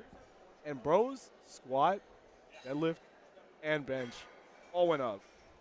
Ridiculous. And I think the benefit of just being able to eat up into your weight class and have a weight class to go into, as Kenny mentioned, is definitely advantageous.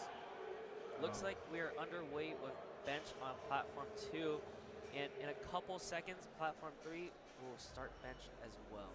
Brandon Rodriguez, who closed out squat for this flight last, is having the heaviest opener with 180 kilos on the bar as an opener for 100 kilo, weighing in 1.5 kilos underweight.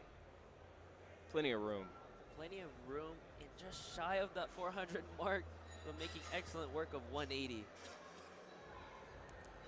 And the beauty of being able to grow into a weight class and grow up, as for me, I started in the 75 kilo weight class, squatting about 540. And from there, my attempt at CNATs last year, I qualified for 82.5 under the 75 kilo weight class, and jumping from 75 to 82.5 kilos, I managed to take my squat from 540 pounds to 584 in comp at a collegiate national level meet. That's ridiculous. That's squatting amazing. Squatting 540 at 75 is already pretty ridiculous, but definitely well said there. I mean, that added body weight is only really going to help you if you add it on in a way that's efficient and nutrition, obviously. And nutrition, I think, obviously another topic to consider, especially in these heavier weight classes where a lot of our athletes need to eat well into the 3,000, some even into the 4,000 calorie range. it's very easy to fall into a trap of eating dirtier calories. But how do you think, especially as college students, our athletes are managing to get into quality food and hitting their calorie goals? Hitting the calorie goal in college was, for me, not as challenging as you would think, given at the University of South Carolina we have plenty of fine dining halls with clean eat options, grilled chicken, bacon, everything made to order for your meal plan. So you can go in and eat as much as possible, as opposed to when you get out and you're no longer on a meal plan and you have to budget for these clean foods. That's when it begins to get difficult. But you've got these cheap, high-calorie, dense options like peanut butter and milk that can help you gain weight, especially for these taller people. You look at 100-kilo weight class. If you're trying to grow into it and you're 6 foot, 6'1", 6'2", it's difficult to gain the weight at the end of the day. And I can also attest to that.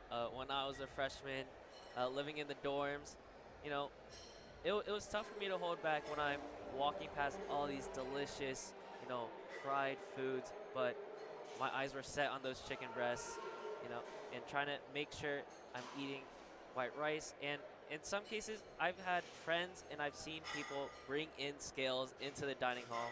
Listen, guys, don't be afraid. Don't be afraid. If you're really serious about change in a good way, you'll do anything to get it. That was me freshman year going into the 75-kilo class and then going up to the 82.5-kilo class. And I think the biggest word of advice I can give for anybody going through that phase is you can't focus on what you're giving up. You have to focus on what you have to gain.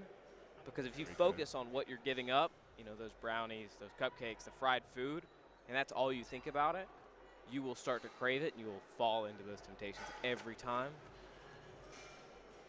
It's dangerous. Very well said there. I believe a lot of our athletes here can sort of agree with that philosophy. A lot of them have been doing the basic fundamental things over and over again to get to where they are. It's not easy at all. You don't wake up one day and squat 670 pounds. You know, there's a lot of work that goes into that. And we know how hard it is when you're in college, especially just with the way your schedule works, sleep. It's not that easy. But here, John, platform 1, trying to retake his opener, 137.5 keys. Tyler Matson on platform 4 with a huge jump of 15 keys and absolutely smokes 160 for his second attempt. A grinder for John, but it's just not there on platform 1. Hopefully he can find what's wrong in order to stay in the meet. The biggest shock for me going into Collegiate Nationals is these massive jumbotrons, because when you look at it and you're laying on the bench, when you're accustomed to benching in the gym, you're staring up into the ceiling, into the wall. When you're benching on these Collegiate National platforms with the giant jumbotrons, which are beautiful, all you see is yourself benching. Yeah. And if you're not accustomed to that, and if you don't know it's coming, it can throw you off massively. Very good observation there. Again, a lot of things that can go into impacting the environment of our lifters here, but concentration to the max when it comes to these lifts. Good lifts so far with these openers. Liam here taking a 5-kilo jump, 137.5. Georgia native, platform 2, Tyler Lesser from UGA's, deciding to take 147.5 for his opener. The clock is ticking, and here he is coming out to make his attempt. Platform 3, Jarrett Nowak, I believe is the brother of Kyle Nowak, one of the most competitive junior 66 lifters in the world. Mean deadlift on him, and I guess it runs in the family because Jarrett is also a very strong individual. Resting 155 with ease. Representing the Ohio State University. Yes, sir. Big representation from them in this weight class as well. Really like seeing the diversity in schools in this weight class for sure. Which, one of the most fascinating things here in a new rule, Collegiate Nationals, is a team could only send 2 athletes from the same weight class. Correct. Which, to speak to Army, this morning in the morning session with the 82s and a half, 82 and a half, there were some lifters that weren't able to make the cut. Yeah, no, I think definitely switches things up. I mean, schools now have to decide between sending some of their better lifters. I know in our school, for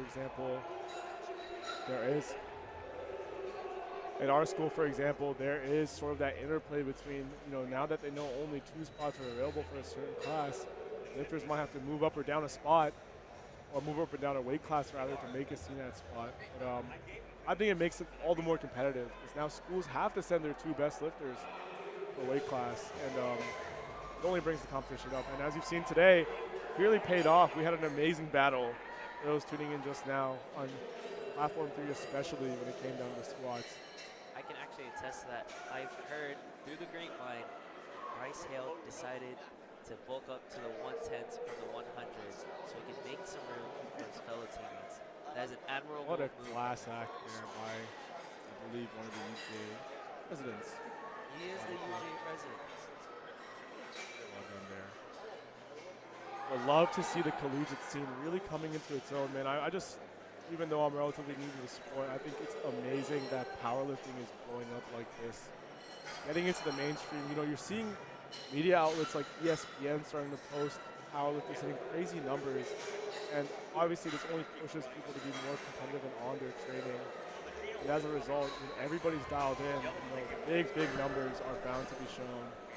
And, especially with the bench press, I feel like seeing people in the 90 kilo class pressing into the 400s now that wasn't an idea or a concept people were comfortable with a couple of years ago in the collegiate game. So. And to add that, with the bench press growing and with us growing into the mainstream media, we've got the first powerlifting event being broadcasted on CBS coming up in 4 weeks. Oh yeah, massive. Broadcasted on CBS, a massive network with the Super Bowl and whatnot. Massive for the sport. Very big.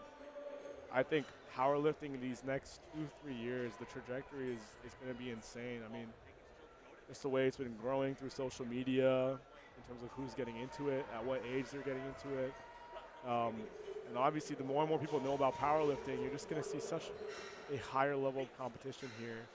These records that we saw, I mean, who knows how long they're going to stand up?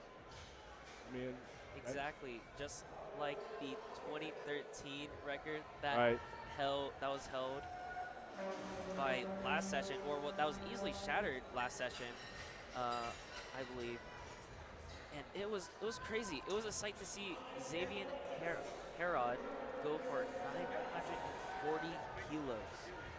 940 kilos. That is crazy. It was absolutely insane. What an outstanding show. We've already seen it today on platform 3, the second flight for squat. We had 4 American records broken, with 3 being broken back to back to back. That was absolutely amazing. And honestly, we can expect some fierce competition from platform 3 moving into the bench.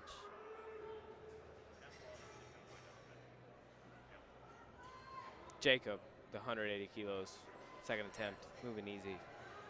Now the bench press, previous sessions we did say we started to see a lot smaller jumps relative to squat and the deadlift, but still some 10 kilo jumps here on the bench press. That's pretty big. I mean, on platform 4, 15 kilo jump. Platform 3, Levy with a 167.5 kilo opener for a 90 kilo lifter. Big 3 white lights. Jumps here. I mean, really makes you think. And seconds are underway here on platform 3. I don't know, taking big jumps on the bench press is a little different, I believe, than the squat or the deadlift. Your body just really has to be primed for that jump. And see how our lifters respond here. No lift. From Irakli. It did move exceptionally well, though.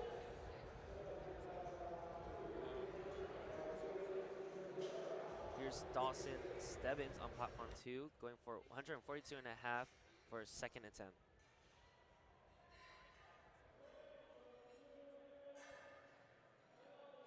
And then Brandon Rodriguez on platform 4, going for 190 for his second attempt. Oh, it's tough sticking point at the top for Brandon on platform 4, but he gets it through. We're going to see something maybe on the conservative side for his third attempt. We'll see. Talking about the benefit of sinking, he blew through the bottom of that rep and slightly got caught at the top of the rep. Kind of similar to how the mechanics of a bench shirt would work. You know, you're sacrificing a lot of that top tension and lockout strength for explosivity off the chest. Now, I feel like that works out depending on the lifter you are. If you prefer a sticking point later on in the lift and know you can get through it, then I guess that works.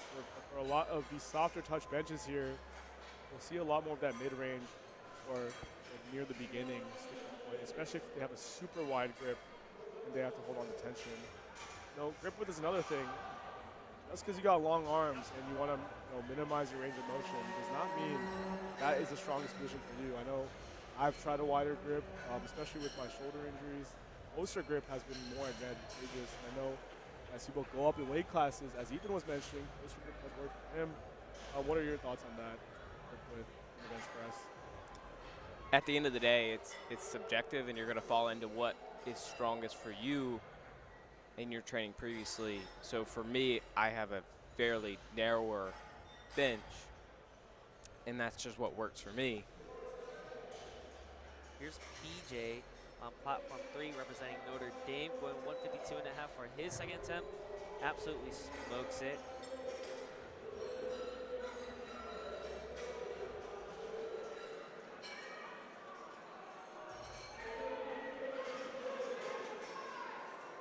Platform 1, 167.5 kilos, was a good lift for Alexander Bias.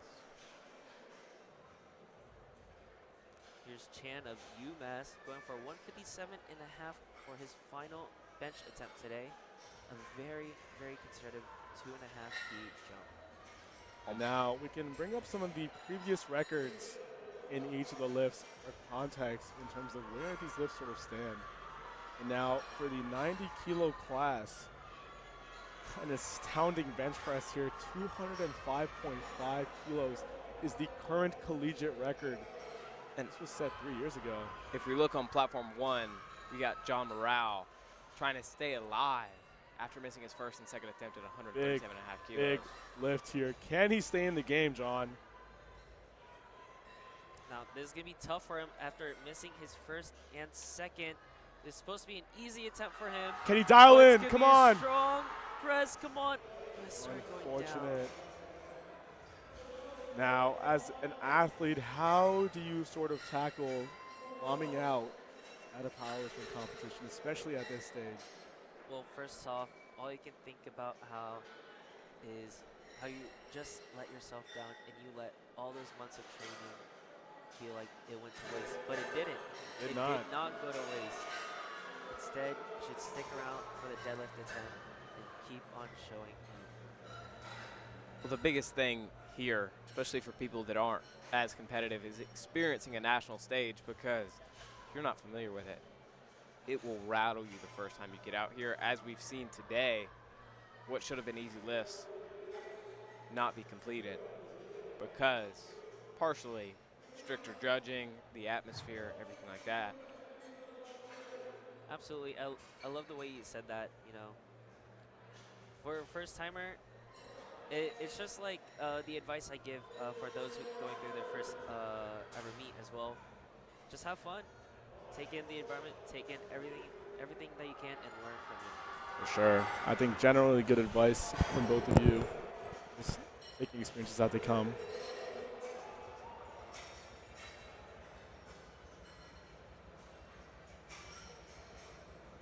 And Liam here, taking 142, I believe. Liam did successfully hit his third. Now, Paulo here, 147.5 keys for his third attempt bench. Very big benches here, all in the mid 100s and the high 100s here on platform 1 so far. Here's Max on platform 4 going for 167.5, opting for the self liftoff. Let's see how it goes. Start to grinder off the chest. Very nice press. Definitely had more in the tank, but Three whites. Great weight selection. Great attempt there for a third by Paulo as well. Platform 2, we have Georgia native Tyler Lester from UGA. Going to take that 7.5 key jump for 155. See how it goes. Easy for him. Nice job, Tyler. Let's see what his next jump is going to be. Armando here taking 170 for a second attempt here at platform 3 from UTSA, one of our more competitive schools here, looking to go up in the team rankings as well. Currently second overall men's raw. Can they collect some points here? Very strong bench, and it looks like he may have lost shoulder positioning there. And No even lift. he's confused about what happened Alexander with the fight of his life for a third attempt squat there. 155 keys is a good lift, and he is excited. there. That was a great bench by Alex. Unfortunately, a miss for Andres. A little bit too much. Hopefully, he can find what's wrong with the second. Platform 4, we have another Alexander. I'm sorry, Henley. Right, with Andreas, you saw the sink got off the chest really easy and lost it right at the triceps. Very common for people that sink. Very common for sure. With platform 3, Jacob Brush coming up with 170 kilos. These are some very big second attempts here. I mean, talk about normalizing 170 as a good bench press now for a 90 kilo lifter. The standard is just that high, but the standards from the rep Oh my goodness, higher. Matthew. Matthew. Can he lock out the other arm? Come on, come on. Oh my goodness. That's it. Looks like Matthew sales, doesn't sell. He does not sell. Oh, What's this? two He can't contest blues. for it. Let's see what happened. 2 blues and a yellow there. What a grind though. That was an amazing grind. That is a gym PR for sure. And we're on to Thomas here on platform 1. 157.5 keys. Dallas Romanowski, 172.5 kilos on platform 4. In the same weight is loaded on platform 3 for Kim. Looks like they brought the horns from Midland. That's Back good to out. hear. Yup. Dallas, smooth third there. Dallas coming back from missing his open arm squat, hitting his second attempt, jumping 25 kilos to his third attempt. Less than 5 seconds for Kim to get his start command. He was asked for a re-rack. There's the start at 1 second. He needs the press. Come on, Kim. Come on, Kim. Wow. Gets it. Kim adopting that very wide bulldog grip that you're seeing some of our athletes using. With the high arch as well, but unfortunately it was a miss. Adrian here, platform 2, taking 140, a bit of a closer grip now for his third attempt. Kicking off the beginning of our flight. As a reminder, Matthew actually scratched his third attempt after that last bench on platform 2. Tyler missing his third attempt, but he does get to walk away with 160. Isaac gets a good lift there on platform 1. The Hitting. speedy second attempt from Jacob Odom on platform 3. And that Odom last name sounds familiar. Close to Lucas Odom. We're seeing him. Maybe the strength genes are just there somewhere in the family tree. Wesley here taking 165 for his third attempt. We are pushing in the last few third benches of this flight on platform 1. Unable to hit that bench, unfortunately. There's the air horns. Kyle, Crowd is electric. Kyle unable to hit his bench on platform 2. Man, a lot of these benches are coming down to the very end in terms of energy. I mean, lots of these lifters are giving it their all on the last attempt. Don't really see that often. It's very hard to see bench execute that much of a grind. Looks like Levy on platform 3 was asked for a re-rack. Let's see if it will affect his second attempt. Gets the down command. Press. Oh my goodness. Can he get it? Wow. What a press. That was a crazy fight. 3 whites. Let's see if there was anything else. Thumbs up to the crowd. Thumbs up to the crowd. He likes it. A fight from Gannon on platform 1. See, he got it. And he does.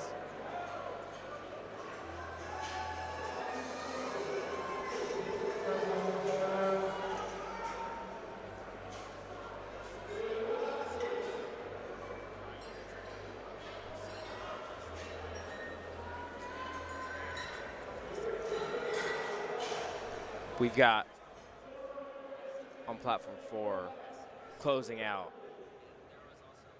the flight, 187.5 kilos for a good lift. Big Conservative jump presses 2 here. kilos. Now we see with these super wide grip and internally rotated bench presses, it looks very, very slow off the chest, but that lockout strength can sometimes be a little easier. So right here, but with that wider grip, you know, any sort of loss of center of mass, and it's going to be very hard to recover on the bench press. Very Brandon technical lifts. closing out the first slide on platform 4 with 197.5 kilos. 197.5, nearly 2x body weight at 100 kilos, I believe. What was his body weight coming in? 90, a kilo and a half under. Wow. So this is virtually double body weight here.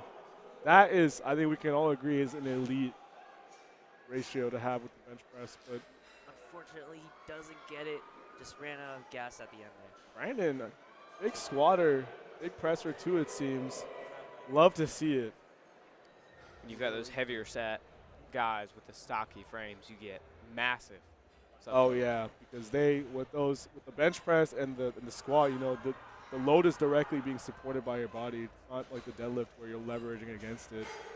And as you said, the stockier ones, they are just like Ashton Ruska. You know, he comes to mind as the ideal stocky power lifter.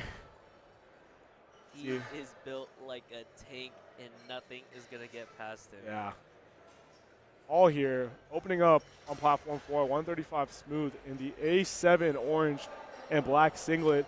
And now A7, one of the only official suppliers of the USAPL in terms of branded apparel, they actually launched their new deflection collection on Friday, which was yesterday, and you can get it now at a7.co. A7, see their brand all over powerlifting now. A lot of the lifters here wearing A7 equipment, their wrist wrap, singlets, the new rigor mortis sleeves, and the quality of their equipment, very, very high.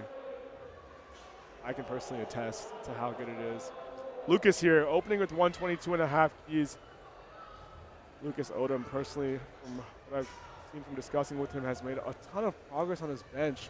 Very long range of motion, but he is a lifter who brought that grip in to get more force production. You can see he got some cannons on him. For sure. And Lucas, he's told me time and time again, I'm a part of the Poverty Bench Club.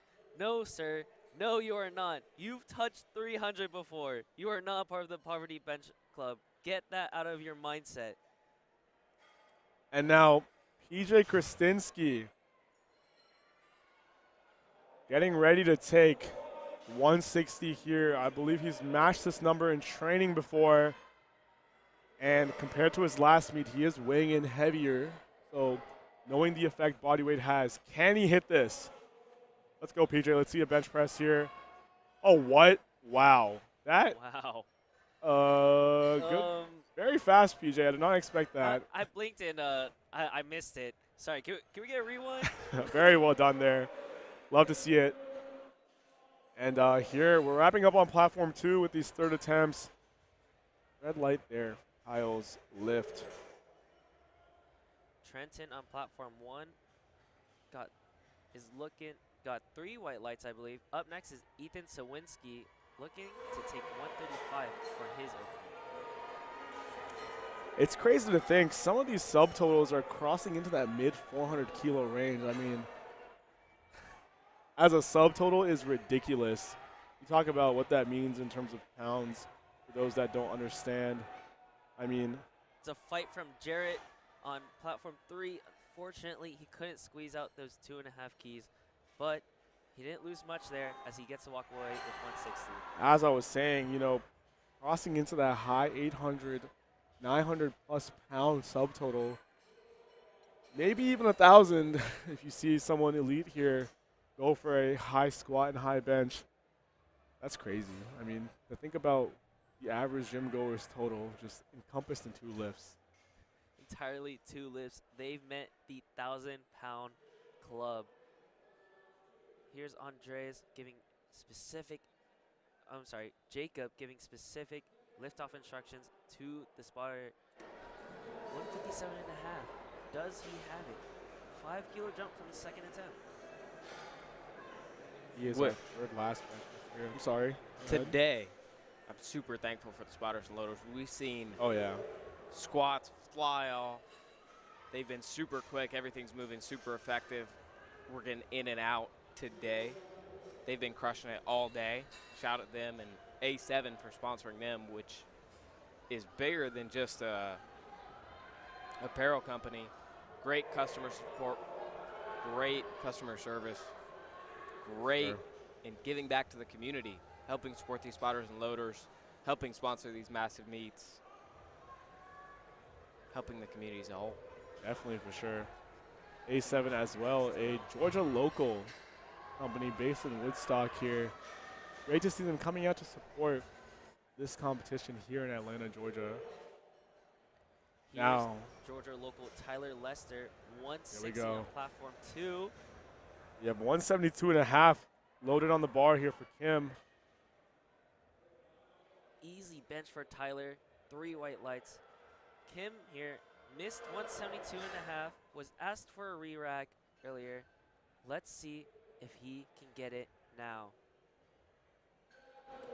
Josh Hall, 162 and a half kilos on bench. Now, talk about improvement. Josh Hall, and talking about range of motion, very, very long arm lifter. However, that has not let him be stopped in terms of pushing this movement. 162 and a half. He's trying to stay up there in competitive range in the bench press. Same thing with squat. Yeah. Very long femurs. But talk about working to make up for that difference. And you know what? It's concerning. I mean that in a good way, because he stays there hanging with the rest of them with the bench press and obviously coming out on top in squat. Deadlifts for him. I mean, I don't know who else is hanging up there in terms of the pull. I mean, if we fast forward ahead here, while LiftingCast loads, he's opening well above 300 keys. He's looking at opening on deadlift with probably the thirds of some of the lifters in his weight class. For sure. And I want to touch up on Kyle White real quick. 177 and a half for his bench opener. Kyle, big presser. His dip training, similar to Jacob Hembry, their dip strength is ridiculous. And while, you know, dip strength may not be the most one-to-one, it does correlate pretty darn well. And I've seen Kyle dip, what, well over 4 plates? Yeah. It's massive in the top half of the bench. Yeah. And to add in from earlier, Josh opening with 335 kilos on That deadlift. is insane. Wow. 335. After What? taking an All-American record attempt for squat, following that up with a 335 kilo deadlift opener. That is crazy to keep in mind.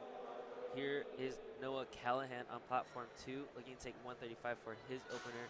And yes, we've started on the second flight on platforms 1, 2, and 4.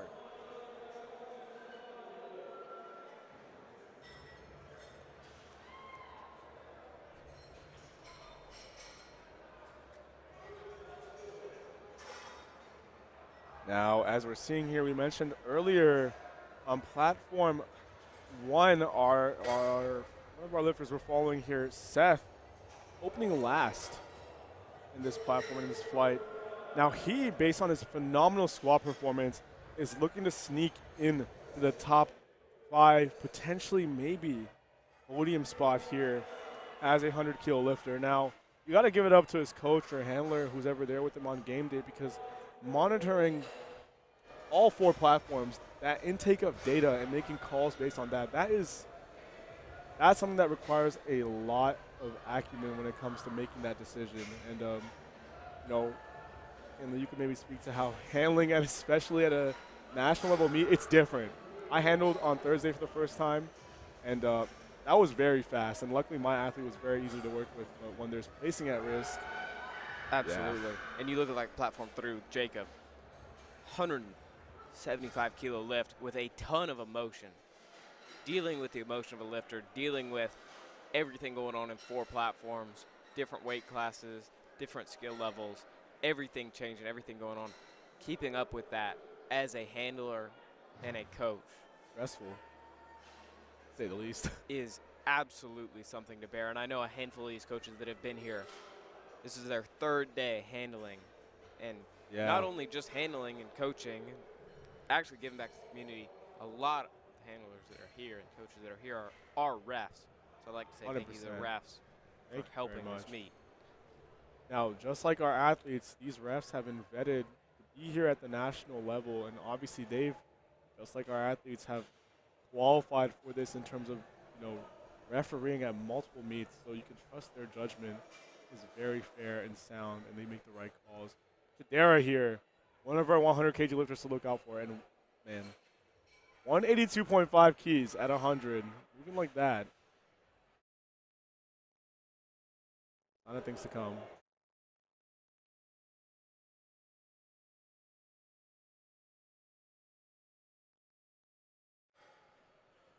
And Seth here, as we were mentioning earlier, his bench opener well above the rest of his platform.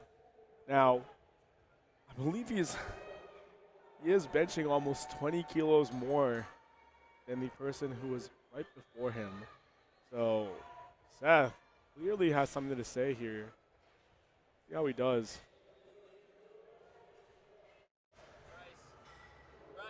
Out with a vengeance, coming from platform 1, trying to make his way.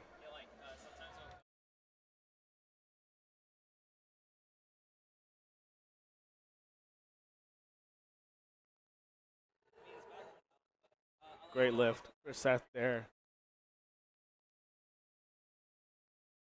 And Andrew Kane here on platform 3, 160 keys. Now Andrew, as you will recall, hanging with the big dogs there with the 308 squat, I believe. And just based on how fast that moved, I this might be speculation, but I think the strength level was kind of close to Kyle. At the end of the day, Kyle did take it, but yeah, it was still fast and admirable to see. Let's say they both had to use 100% of their strength right now. 100%, yeah. What are some ballpark numbers can we put up with both of them? I'm not too sure. I believe Andrew is, well, he is opening lighter than Kyle, and I haven't really followed Andrew's training. However, big squatters sometimes tend to also be very good deadlifters, especially if they sumo deadlift. So we will see what he has in store. Lucas taking 130 here. What an easy second. Very well done, Lucas. Well, if you won't give a number, I'll give a number. 315 kilos for the both of them, because I really think Kyle can squeeze just a little bit more. Just 315 keys. Absolutely. I was thinking 612 and a half or 615. I mean, both of them had plenty left in the tank. Yeah. That's still insane to think about. The way they both cleared, all 3 of those athletes cleared the current standing collegiate record, still had gas in the tank.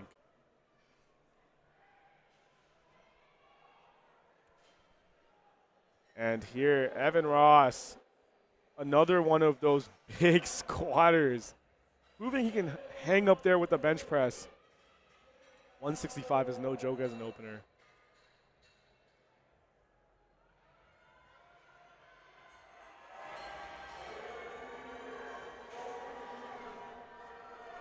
And we'll be getting a look at the men's raw rankings here. Midland first, UTSA second, A&M third, McKendree fourth, and UMass Lowell fifth. Now, UMass Lowell, very interesting the way they sneak their way up there again from that massive first place win from Kyman in our previous session today. And man, he was electric.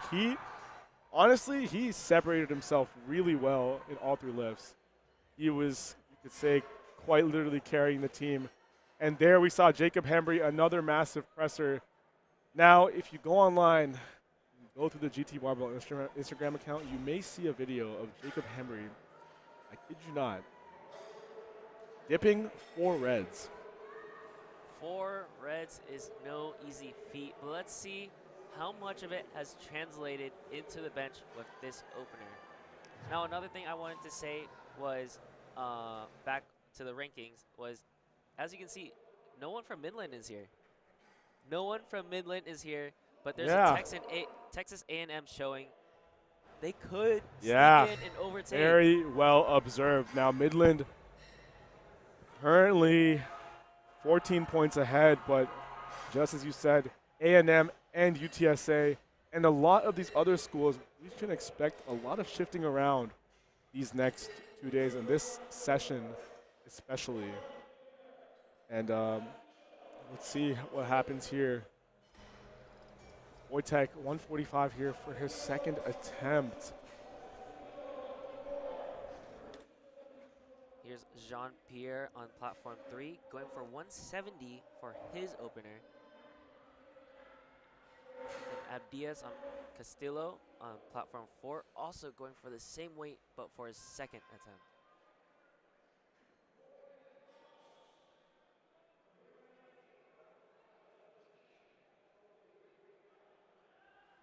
Very fast bench from Jean-Pierre on platform 3, but a steady grind from Abdias on platform 4. Ooh, it's going to be a no lift for Jean-Pierre. Wojtek, well done there for a second. And we can take a look at what the record currently is when it comes to the bench press in the 100 kilo class. I believe I already mentioned 90 kilo. But that is held by none other than Taylor Castile. Just last year, actually. Huge 100 kg lifter. 200 keys was his bench press. Now, 200 kilos has been benched by some of the lifters here. Shadera, one of Georgia's very own, has hit a 200 kilo press in training. Now, the question is, will that hold up in competition? I believe he can make it work. See what happens. Speaking of Georgia, from Landon Spurgeon from UGA on platform 3. I know, I've seen it in person. This guy has done cluster sets of 3 with 4:05 with amazing speed. He's got plenty left in him. And he's 19, I believe, right? So he still has so much time left. Really looking forward to the lifts here. Absolutely amazing to see all these younger guys come up and dominate the sport. Like Joe Borenstein winning the Pro Series. Joe Borenstein, I think, honestly, has instilled a fire in a lot of these younger athletes because now we've realized as a junior, it's still possible to sort of put up numbers and hang with the older lifters, especially now. And Joey Bohr really showing how just training consistency and holding yourself to a standard in execution, stringing together successful blocks can go such a long way. Like, you talk about his bench press in what was a very short turnaround from 2 competitions, added on how many kilos to his bench press, went from pressing around 400 to basically over 452, a little bit of weight gain. So anything is possible. Whoa. He just moved up, but we've got Doug, platform 4, pressing 175. Very well done. Easy second attempt. Doug. Now, Kyle White, platform 3, after an electrifying squat, he's got 177.5 kilos in the bar. Joey Gorman, 152.5 keys, moves very well for him. Well done there for a second. And to talk about weight gain on bench press, you look at Joe Borenstein, he's pressing roughly 200. Yeah. And now, 5 weeks out, 210, I think. Most recently 210. With the weight gain, potentially up to 220. Ridiculous. And again, that's a good point you mentioned with the weight gain in the bench press. I mean, How do you think cutting weight coming into an event like this can impact your performance on the day? At the end of the day, it comes down to who you have as a coach, how effective they are at administering a weight cut, and how it affects you. Like in powerlifting, we've got a lot of people that came from a lot of different backgrounds, but you look at those who came from wrestling that are experienced in weight cutting and competing on bigger stages, and they don't have nearly as an issue when it comes to losing strength from a significant weight. Now, Gabe, the Eggy Powerlifting president, big bencher, as I've said, 180 for an opener is no joke. His form is so beautiful. I mean, I've seen him do some of his lower technique rep work, and the way he just feather touches it on his chest is as if it's like a spotto press, but with the smallest distance possible. Very, very well done. Absolutely flawless as he smoked his opener of 180. And you can see there being very open with the judges. I believe he just wanted them to get closer so he can hear the command. Very understanding. Communication. If I read his lips wrong, he said, "I have very bad hearing. Can you please come closer?" You know what? That's a perfectly reasonable accommodation. If anything, the judge will get a better look at the press. So that too. Here's Chidera on platform 4, getting set to bench 195. Now 195. If this moves well, I believe he could be looking to take a stab at that bench press record. Let's see it, Chidera. That'll also put him right up there with Josh Hall when it comes to the subtotal. He's going to need it, especially with Josh Hall having a monster deadlift.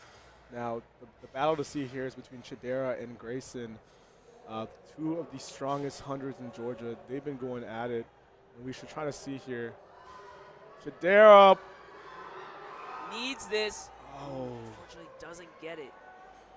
May have been a technique issue there, possibly a mismove with that touch. See what he does here. He cannot go below that number again. The bar has to be loaded progressively. Monster. I believe he's torn his pec before as well, so we need to watch out for that as well. Monster 12.5 kilo jump as well. Yeah. With platform 2, Isaiah jumping 10 kilos after missing his opening attempt and getting 3 wide Let's legs. see this. Okay, Seth. Seth with an easy 185 for a second. Seth is forecasted for a 750 total. Looking to push into the high 7s, maybe even 8. Genuinely looking to find his way. Yeah, that is insane playmaking here by his coach if he's looking across platforms for attempt selections. He's getting out of hand. And Lucas Oldham, I believe this will be a meet PR. 135. Taking what he knows is within his reach. He's definitely hit this before in training.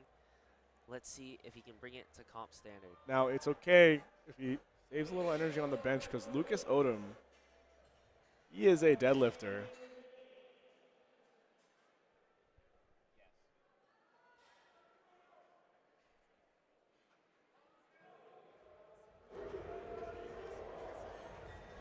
When you talk about the warm-up room back here, we've got Josh Hall looking like an absolute ravage animal. Oh, yeah. I can only imagine if we stepped out to the side right now and took a little glance at the warm-up room, you're going to be seeing a lot of self-talk, a lot of coaches looking at their athletes, getting them in the zone. And what's your perspective on that, you know, in terms of helping an athlete get in the head or yourself get into the zone, especially when you need to get amped up?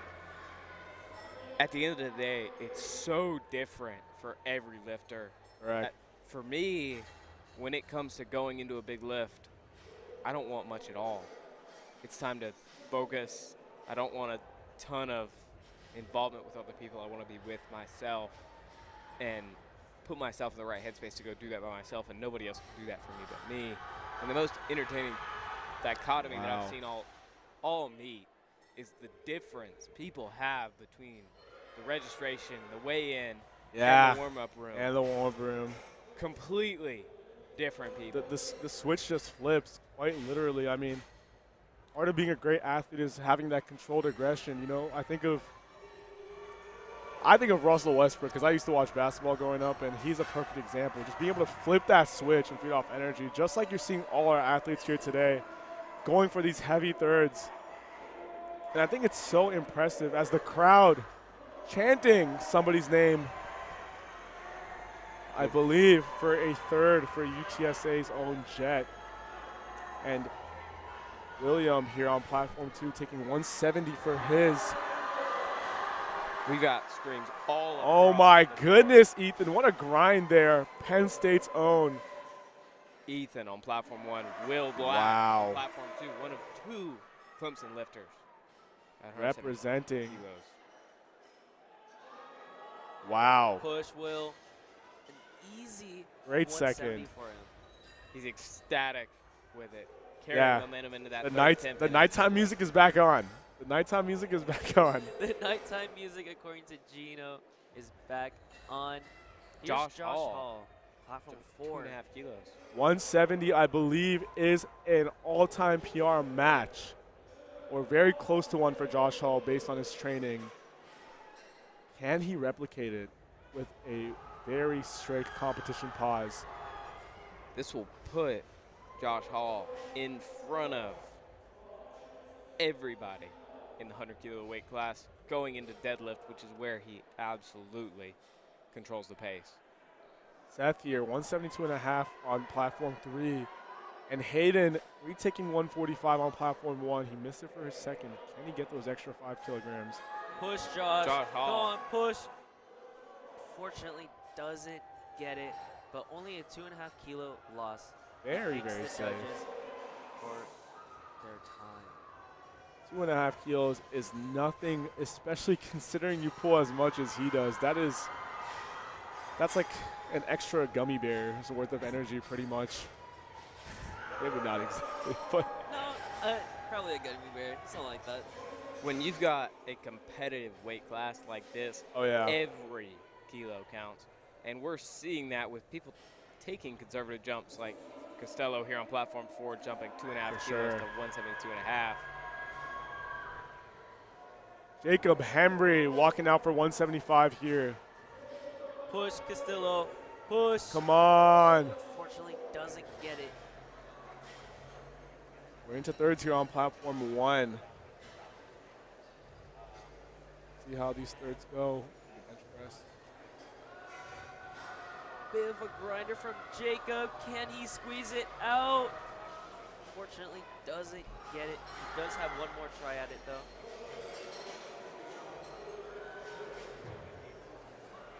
Now Jacob, the thing is when you see a lot of these lifters who have filled out 90 and 100, I mean, these are very big weight classes and body weights, and not are they filling these classes out, but they're also doing that at a very, very effective body composition. I mean, a lot of these lifters, they're not fitting that power lifter stereotype of being on the Husker side. They're extremely lean. Even Jacob, a great example. And just goes to show, part of being a powerlifter, you got to push those other movements. You can see it here, amazing benches all around. And it's amazing, especially with everybody being as young as they are, all being under 26, collegiate, full-time students. Incredibly impressive feats. Jean-Pierre got his second bench attempt, which was a 7.5 kilo increase after his miss of 170. Also on platform 3, Landon Spurgeon walking out to 180.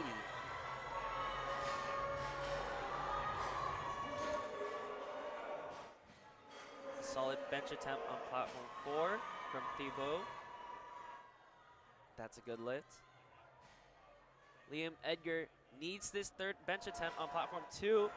He gets it. How does it fare? And he's back in. Joey Gorman, platform 1. An easy bench attempt for him. And another solid bench attempt from Georgia local Landon Spurgeon for his second attempt. Grayson Duggar, platform 4. Georgia Tech's finest. Going for 180. This is an all-time PR match, or right about that. little short of that. Oh my goodness. Ethan is ecstatic. Very well done. Grayson is firing on Good all lift. cylinders today. Andrew fighting for 145. Does he get it? And he does. Jack Wynn, platform 3, going for 182.5 for his second bench selection. Bryson Stricker on platform 1 fights through 167.5 and gets the bench. An easy 182.5 for Jack on platform 3.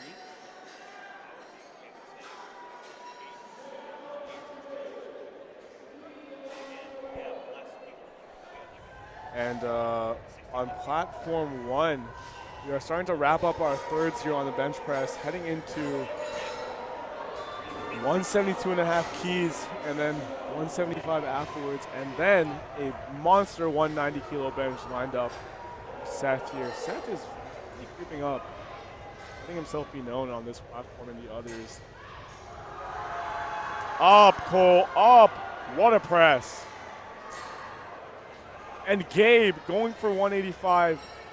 Will that be a good lift? No lift for Gabe there, unfortunately. To see it, but he does have one more drop. 2 more benches here on platform 1. 192.5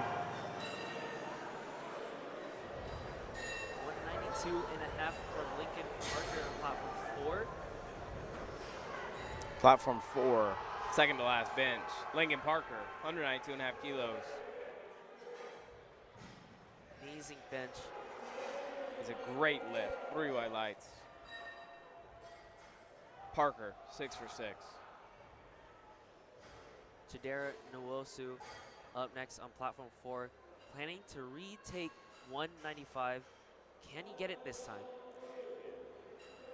This is the final bench on platform 4. We're also on the final bench of platform 1 with Seth Seth's planning here. to take 190 for his final bench of the day. 190. That is 420 pounds. Ridiculous here. Kyle getting ready on platform 3. 187.5 keys. Now Kyle, what I believe his best bench is around this range. Close about for a second. I wonder what he has in the tank here. Seth! Seth with a fight. Okay, Great now bench from him. Seth. Oh, but Chidera needs this bench, but his butt comes off the bench. He Seth. does not get 195. Seth That will wrap up bench on platforms concludes 1 platform 1. and 4. Seth letting the other lifters know in his weight class that he is here. He is projected for a 5th place finish. Just because he's on a different platform does not mean he is out of the race. Very well done. Kyle. Easy 187.5. I think he's going to set an all-time PR here. Nick with a great grind, squeezing out those extra 2.5 keys from his 157.5. 3 white lights for him. Fun fact about Kyle White, he is coached by Brandon Petrie, who, those watching and following the international powerlifting scene, just recently tied the total record, I believe, for a 93 kilo lifter. And Brandon Petrie, also very, very, very confident lifter, always emphasizing the value of adversity in lifting. And you can see, I feel like he's been a very positive influence on Kyle, and I think what a great coaching match for him. And if there are any jumps that Kyle is taking that we may have not seen before, I believe it's very calculated and very well within his means, just like that record.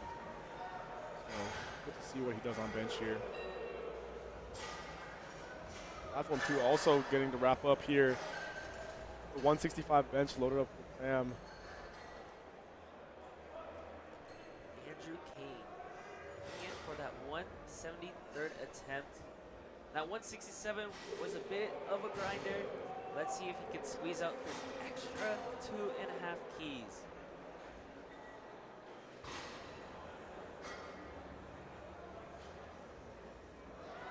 It's gonna be a grind, but he gets it. Wonderful attempt selection there. Here's Pham going for 165 on platform 2.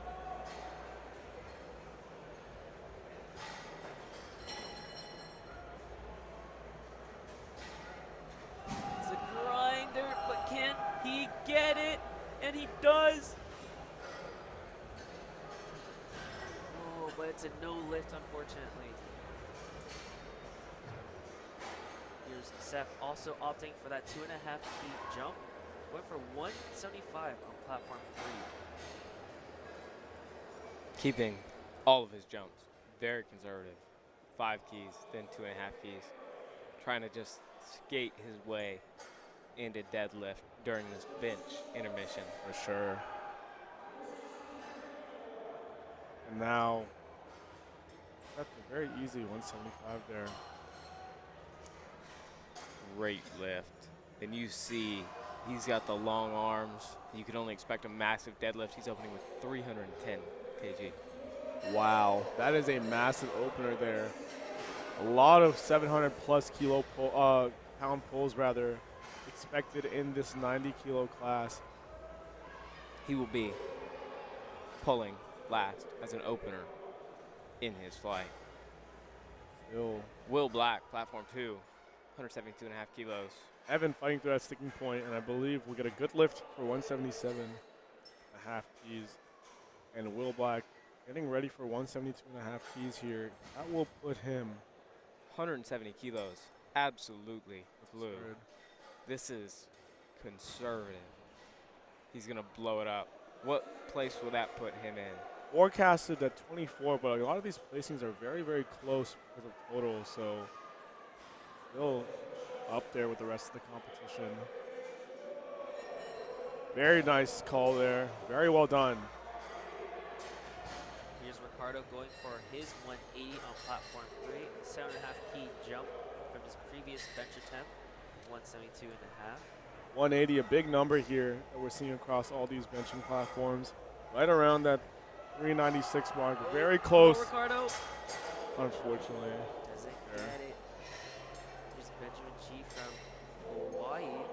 He is going for 182.5, squeezing out that 2.5 key from his previous.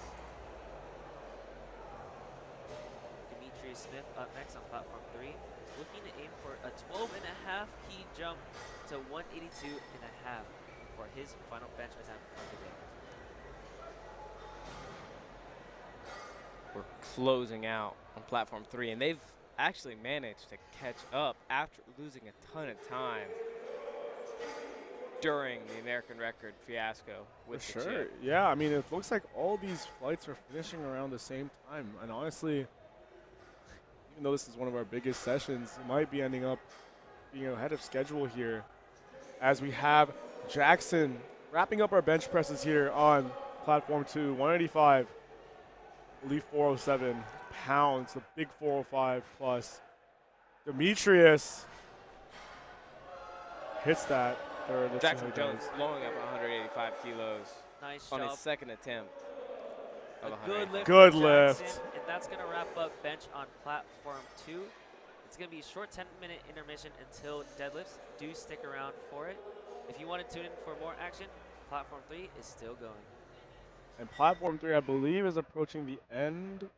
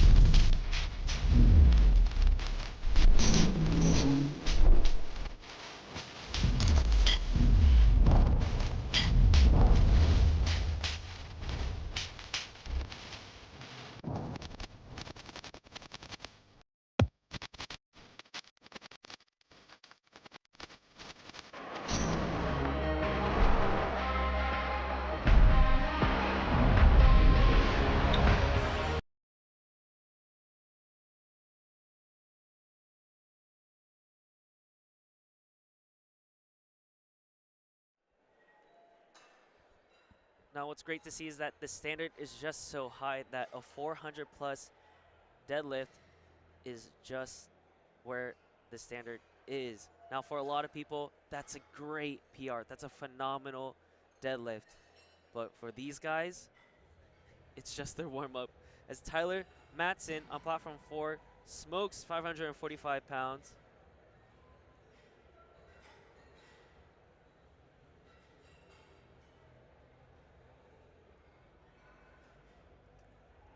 Seems like there's something wrong with the load on platform 1, but it was fixed shortly as Wesley Kim comes out to 235 keys. Here's Jacob coming out to platform 4, representing University of Minnesota. 250 keys makes easy work of it. Expecting great things from him later. And here's Wesley smoking 235, representing Navy. For Wesley, unfortunately, is going to be a no lift. It may be on lockout as your shoulders do have to appear to be fully back. Here's Lewis for 255 on platform 4 as his opener. And here on platform 1, we have Gannon taking 240, big opener here.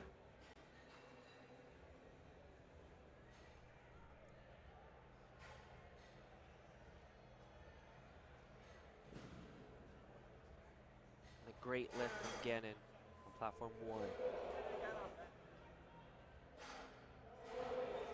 Caden Oliver up next, platform 4, looking for 260.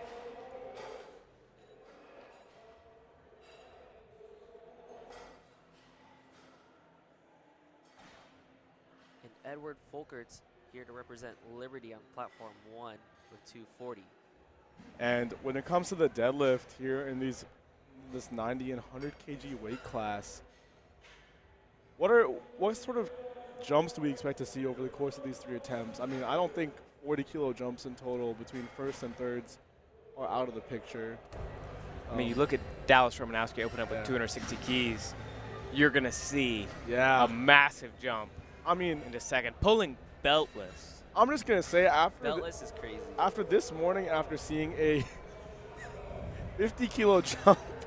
A 50 kilo jump between attempts was crazy. Just to put this in perspective, his last warm-up, because I was just in the warm-up room, was 220 kilos. Yeah. 40 kilos to 260. I wouldn't be surprised to see just as big a jump. Not at all. Very big pulls here. Especially from Paolo on platform 1. He gets 2 out of 3 white lights. Platform 2 is underway with deadlifts with Brian Flores starting us out with 220 keys. Thomas McCartney here, 245, getting ready to walk out. And we'll be getting deadlifts back up on platform 3 in about 5 minutes. Stay tuned. You've got Brendan, who's put together a massive subtotal going into deadlift. Brendan resembling Ashton Ruska out there with his build. You know, if I didn't have my glasses on, probably would think that was Ashton. But very strong subtotal there. Good lift on platform 1. Max opening with 270 kilos, 595 pounds. Massive opener. A crazy opener as he stalks the bar before approaching it. Let's see how it goes. Nice and controlled from him. Moving exactly as an opener should. Oh, going yeah. into deadlift with amazing energy in the warm-up room, from the crowd, from the athletes. It's amazing. Solid deadlift from Liam on platform 1, 245. Very well done. And now opener selection on deadlifts also, just like we said before, really depends on the athlete. Looks like so far a lot of our athletes are choosing openers that are there to give them that confidence. You know, you want that closer to last warm-up type of weight that you can really build off of. Like you said earlier, it's something that you can pull just after you wake up. would not advise trying to pull mid 500s after rolling out of bed. All I'm saying is that you should give it a try. 275 for Spencer in platform 4, 606.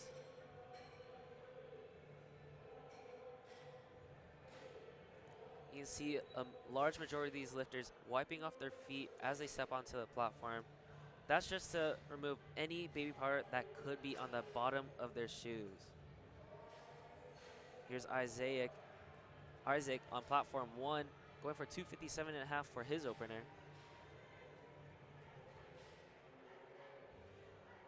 Oh, a fast opener from Spencer.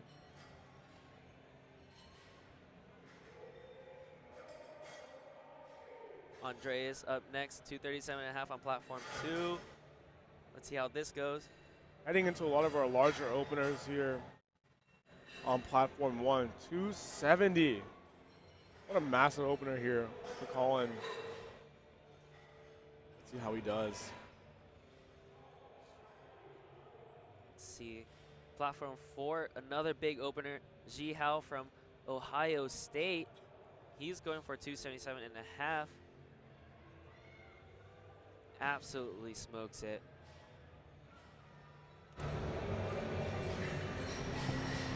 Colin coming in for 270. Taking his time with the setup there. Very nice wedge. Very good. A little bit. Hesitant above the knees.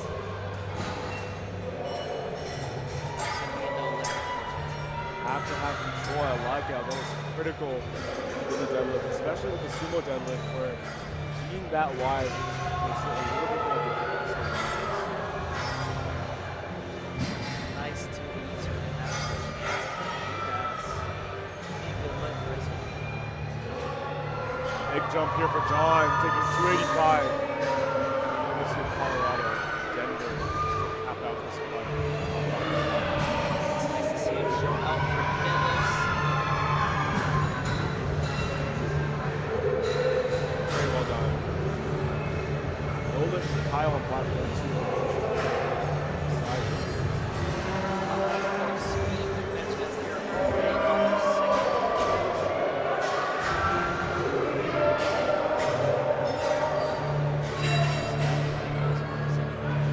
South Florida on platform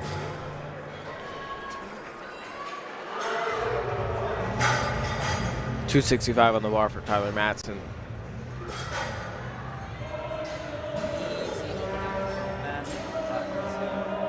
Let's see Alex go for 225, a bit of a struggle.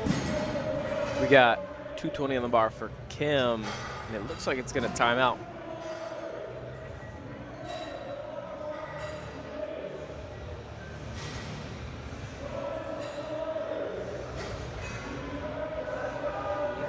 He's about to step on the platform, and Dennis is about to go on the way to the platform.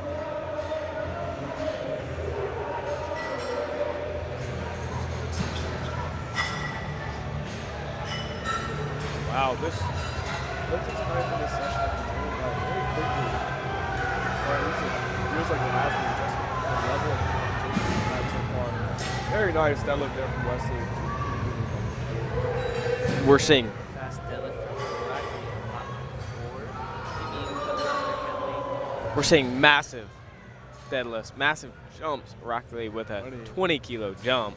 The energy is here. Everybody's excited for deadlift. We've got the night music. Gino would say. Nighttime music. Nighttime music is back. And, you know, the energy right now might seem a little more tame just because the deadlift especially, we're really building up that anticipation to a humongous third pull. A lot of athletes here are looking to make up ground on that third pull. And I don't know about both of you, but the deadlift, for me at least, I know a lot of people can attest to this, so effective by just the mental state you're in. I feel like there have been many days when you go into a session like deadlifting, if you're locked in, you know, it can be very easy to pull an all-time PR. But again, this is where, as Ken Lee mentioned before, taking that extra scoop of pre-workout before deadlifts just to get you wired in, very effective.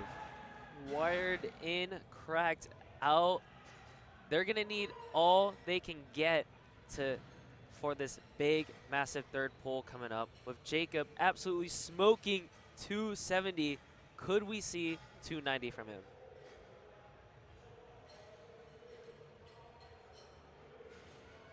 Oh, we're looking to see a lot of 300 kilo pulls with a lot of people in the second flight here opening up at or above 300 kilos with an opener as high as 335 kilos.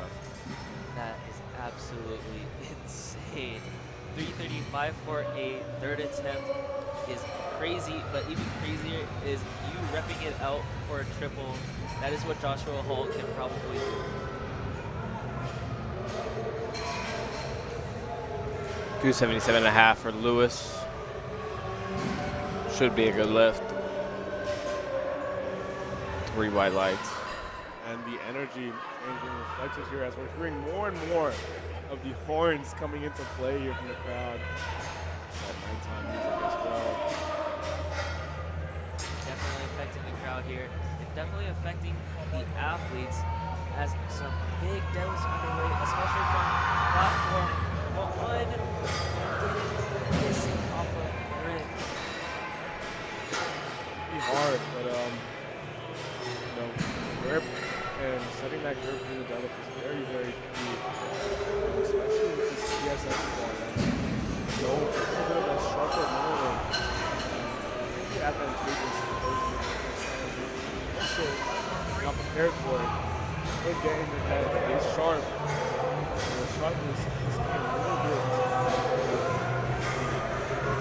Athletes here, very nice pull, 260 back high. Not seeing a lot of conventional pulls, but we got Jonathan on platform 4 with a 282.5 kilo. Oh, that's big. Second attempt. Conventional. Narrow stance squat, narrower bench, conventional deadlift. He's competing. He's competing at Collegiate Nationals on hard mode.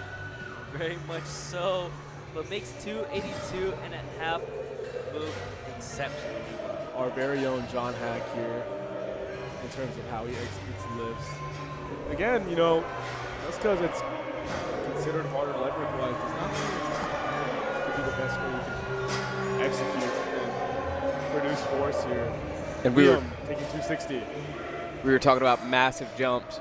Dallas Romanowski jumping 25 kilos, a full 55 pounds from 260 to 285. That is crazy. Wow. If I had to guess, I would say there's another 25 or 30 kilo jump 100% behind this pole. Taking a jump like that, I mean, think about when you're warming up. That's the jump you take when you're warming up. And in this case, yeah. And it moved like a last warm-up. Yep. I expect nothing less than a 25 kilo or 30 kilo jump I expect for his third attempt. 300 plus easily here. Took the words right out of my mouth. 300 plus. Since you said that, 305. Load it up. Load it up.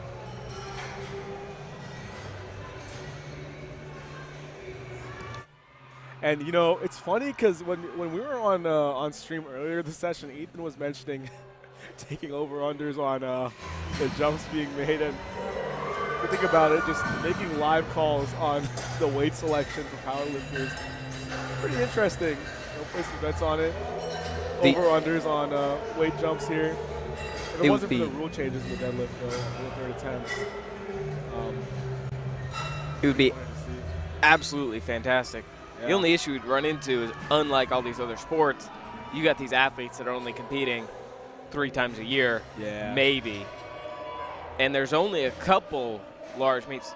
Super thankful for regionals, which is coming up here soon. Very, very. That's expanding upon not just the national stage, but we're bringing national level competition across it. Platform 4, Zhao trying to grind out 292.5 for a second attempt. Thomas unable to get that second there. Let's see if he continues to put in a third or scratches it out. And Colin, kind of in a stressful situation here, needs to make this 270 to get on the board. Talking about Dallas Romanowski jumping 25 keys. He ended up jumping 25 keys again to 300 instead of 305.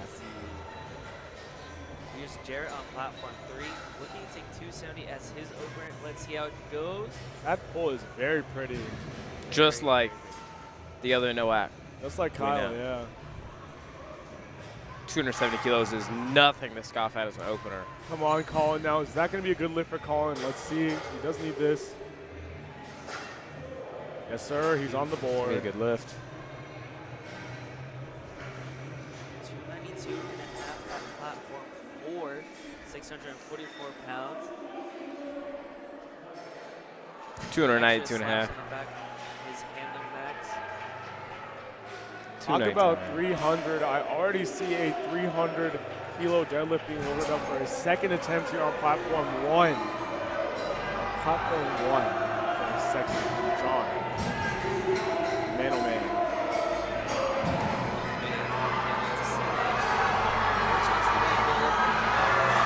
Come on, Isaac.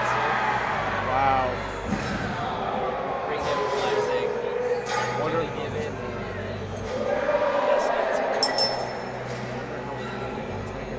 Isaac there representing the Army. We do have some videos of service. All you do. Now, Mr. PJ Krasinski here on platform 3. His deadlift has blown up these past few months. Yeah. That bar was empty, I'm pretty sure. What was Yeah. that? There we go. And knowing PJ, also about to take some very big jumps here, 20 kilo jumps, most likely. And we see so many 660 pounds. Smoking 292 as if it was an opener. Tanya getting ready for 300. So we are back to thirds now in this flight. And deadlift is so interesting with the peaking process because it's so make or break. And these second attempts are either going to move like butter or not at all. Yeah. So much that goes into it. Your fatigue from squat, for example, could come into it.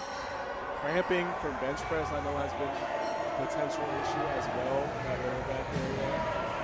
Does the taper hit? Does it not hit? Like on platform 4, you got a 12.5 kilo jump. Wow. After missing 2 bench attempts. What a great pull. The crowd is roaring right now. The energy in here is absolutely ecstatic. You have to be here. Now, these headsets are very, very effective at noise cancellation. I just took off one earcup and yeah, it's as if we're sitting in the crowd right now. Very loud, very big atmosphere here. Great pull from the platform. Patrick, platform 3, blew up 295 kilos as an opener at 90 kg. Matthew Nichols here, getting ready to take 265. He's kind of interesting. We're seeing 2 Matthews go back to back here throughout the competition. See how he will do with 265 here on the bar. Jaden. Lift from Jaden, and they give it to him. Very well done, Jaden. Caden Oliver making a conservative 5 kilo jump to 285. Kim making a 20 kilo jump, making it fly. Grinder for 285 from Caden, but expertly loaded, just enough for him. Very well done there. Very good call by his handler. Now, Gannon here on platform 1, 252.5 keys. Gannon looking to have a day here at Collegiate Nationals. If he hits this, near perfect day, 8 for 9. Let's wrap it up. Come on. Unable to get past that sticking point there. He is able to spin a total 285 kilos for Tyler Matson. Third attempt to pull everything together. He is pumped up. Great day. Going 7 for 9. That's great. That's going to be a 17.5 kilo that you're seeing, or increase that you're seeing on platform 2 with Kyle Hack. Seeing a lot of 20-kilo jumps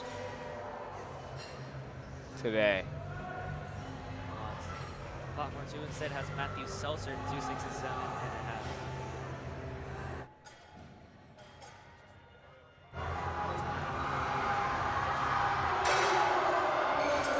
Big pull. Oh, but it slips out of his hand. Oh, man. Again, so much technique that goes into the deadlift. It's not just yanking it off the wall with your back, especially for a single pull.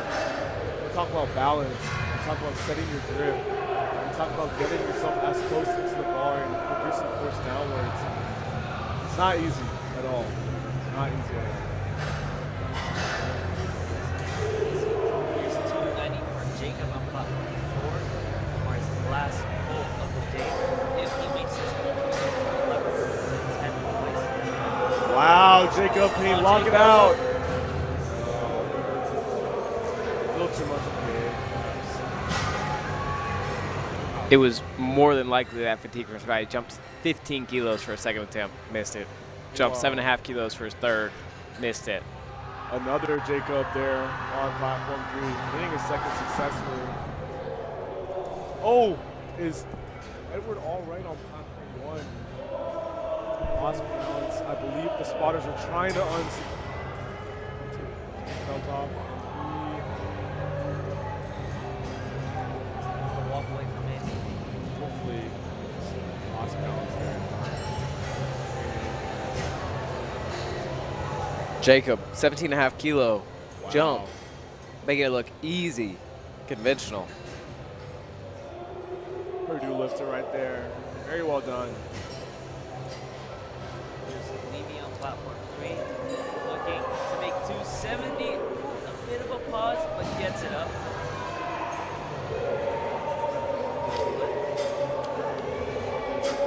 There's Jack Townsend, marching out to 292.5 on platform 4, representing Liberty. If he makes this lift, he'll go 10 to 7 temporarily.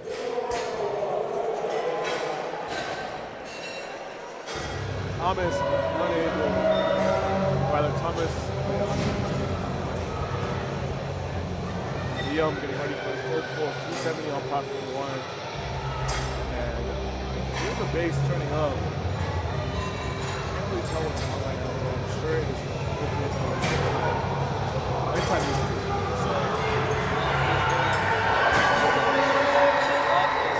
Absolutely smoking 270 on platform 2. Christopher looking swole and smoking 275. Man, I wonder at the top end on that final pull.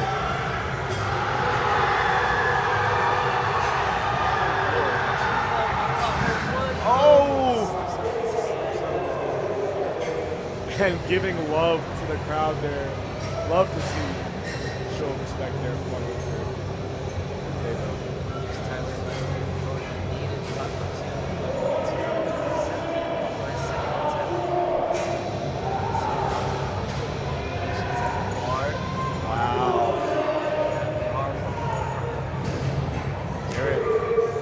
time setting up 285 for the second. Let's see, he's taking his time. He's getting long.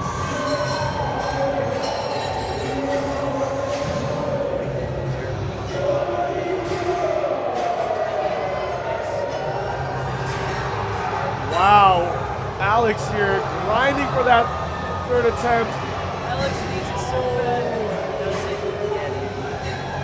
Once that bar starts rolling, it's over.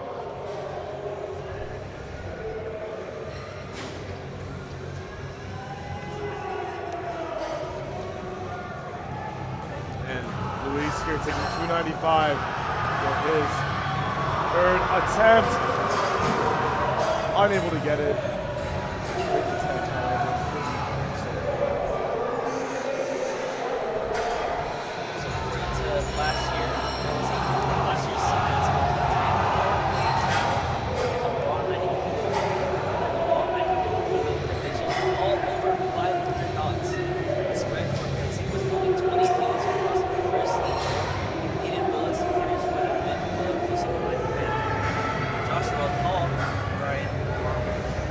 Meanwhile, on platform 4, Dallas Romanowski, 300 kg pull.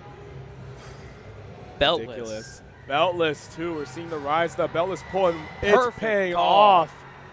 Oh, my Massive goodness. pull. Talk Nice about job, Dallas. 3 white lights. talk about pacing there with the attempt selection.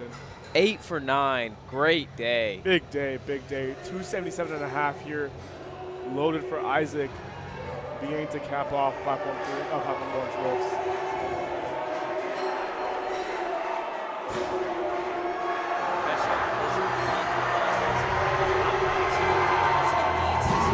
Wow. Stay in the meet. Is he? Number of the beast is out. Uh-oh, looks like Max forgot shot on That's platform 4. And PJ here to do 290 on platform 3. Very good for a second, very fast. And he holds on to it. Max still has plenty of time after not chalking. My bad, Full 22 PJ more did not seconds. take 290. PJ took the number of the beast as well. I'm sorry I doubted you, coach. But very strong pull there. Max clears 302.5 as well. Easily for a third attempt.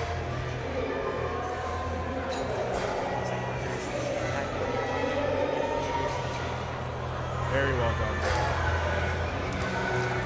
Spencer Knight.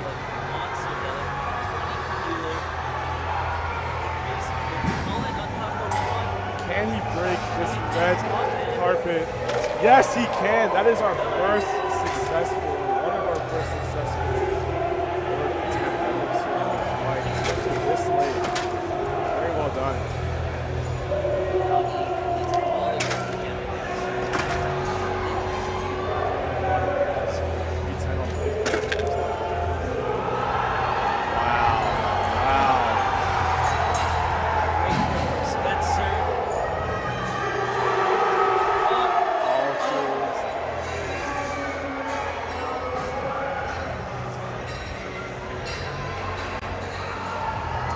John here, walked out previously in this week, but let's see if he can clutch this 300 key.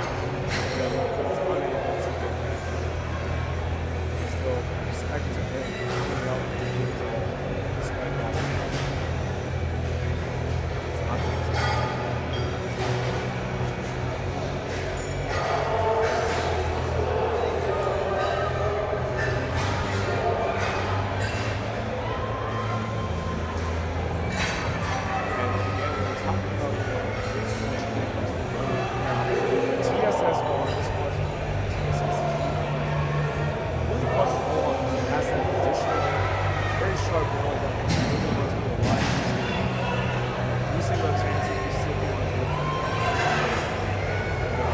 I personally do like it.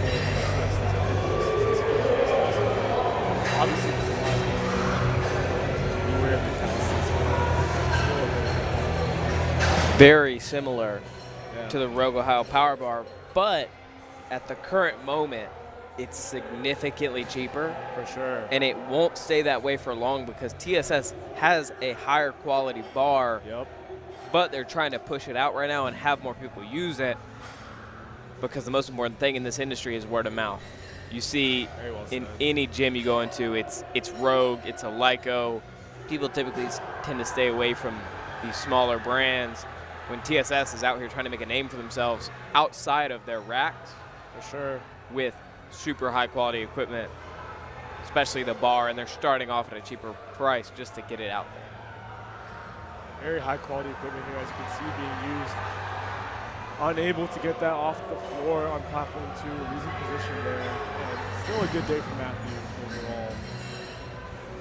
Great try from Jacob on platform 3.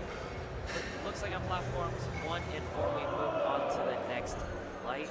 Expect some really heavy pulls as Niels starts us off with 272.5 keys for his opener. Platform 2 as well, we're heading into about halfway into our flight with these thirds. We're going to see how much of the third attempts here are successfully made, especially when it comes to the deadlift. Lifters might choose to send a YOLO pull, as we might call it, giving it their all when they're riding that adrenaline wave. Armando here on platform 3. and it plays out for him. I think it does. Oh, looks like it might be up and down motion on those. Solid pull from Will on platform 2. Representing Roanoke column. Matthew Nichols here taking 275 on platform 2. 275, 280 will be a very common attempt here for the next 5-ish lifters on this platform. Let's see how they all take a stab at it.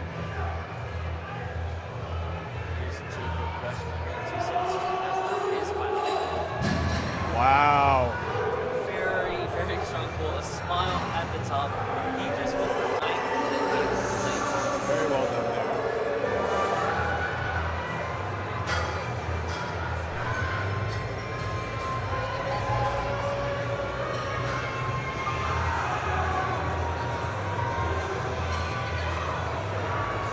Commencing it on platform 3. Just submitted.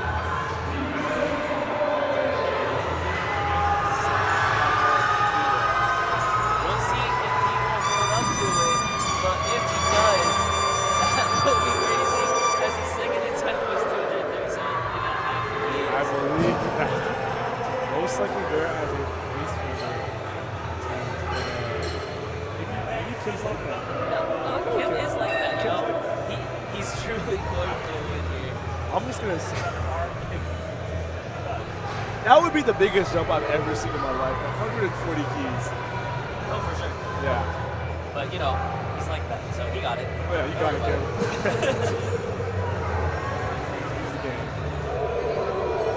There's Tyler coming up on platform 2. Tyler, I believe, having a very good day so far.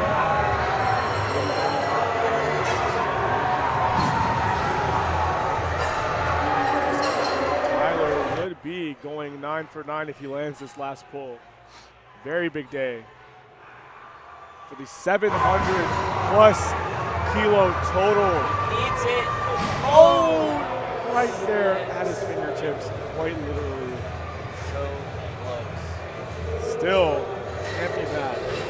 Very big day, 697. Platform 3, we have Jarrett Nowak supposed to come up for 292.5 keys. There's Lucas McDonald on platform 1. Texas finest for 252.5 keys. Lucas has had great success with his deadlift, especially these past few training blocks. He did injure himself last semester, so still trying to make a recovery here. We're all rooting for Lucas. Let's see this first package. And you see Aiden in the corner scheming. Yeah, he is now already. Oh, and funny you mentioned Aiden. Lucas actually just joined as one of Aiden's clients only 2 months ago, and he's had immense success under Aiden. Aiden coaching many other lifters. Jarrett Nowak, 292.5 kilos, 3 white lights, platform 3. Very well done.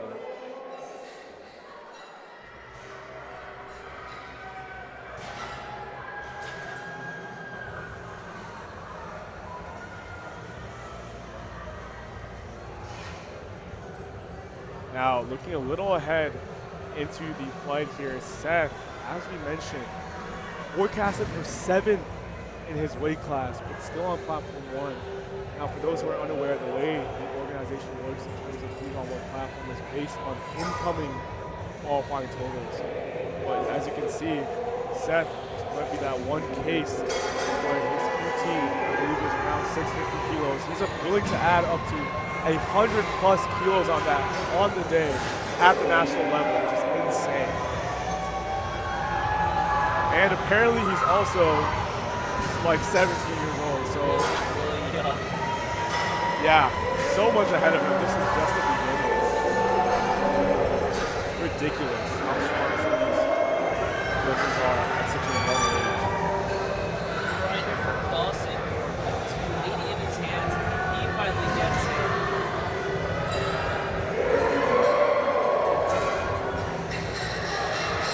And big time pull here from Mr.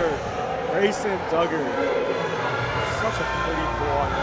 In the warm-up room, he was sprinting around the back, with the nose strip on, Yep. acting like a savage animal. Let's And go. he is Oh my goodness. making 305. Looking like Dan Rigsby out there and putting up weight like that too. That was ridiculously fast. I wonder what he has in store for his second and third attempts here. And a fan favorite here. You saw that correctly, a 30-kilo difference between openers here. Mr. Houston himself, Joshua Hall, 335 for an opener. I can already hear the crowd getting excited for his goal and cheering on both the current lifters and Josh here. Josh is going to need everything that he can get to make this high. If he slips in, Brent unable to lock that.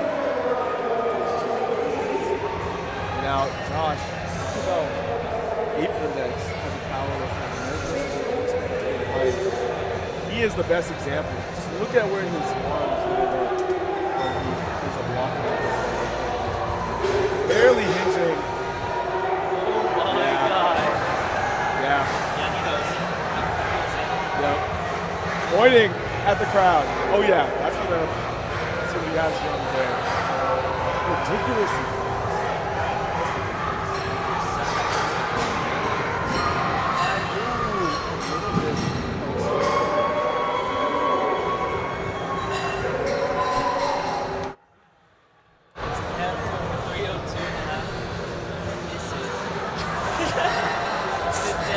Kim. The dab on the keyboard. Kim just load up 374. You might as well unsuccessfully attempt 374. All love here though. Great show, man. Ow. 310. We are pushing past 7th plate deadlift territory here. Oh, looking like a bull in a stampede right now. Coming out swinging. In order for Al to score points for his team, he needs this goal. Right. 12 to 7. Make that top 10. Very strong slack pull. One out. Oh my goodness! Breaks the floor! Finish it. What a pull! Can he hold on to it? Is. Oh my goodness! Talk about patience. Lights. What a pull. And now, PJ Krasinski here going for what I believe is an all-time PR. 312 and a half kilos. That is pushing 690 pounds. And if successful, he will stay in first place so far. Obviously, that will change as we have the next fight. But still. On platform 2, 300 kilos for Adrian, Wow. 90 kilo lifter. In the America colorway for the A7 singlet. PJ, can he hold it at the top? Oh. So close. It was there. Very good call.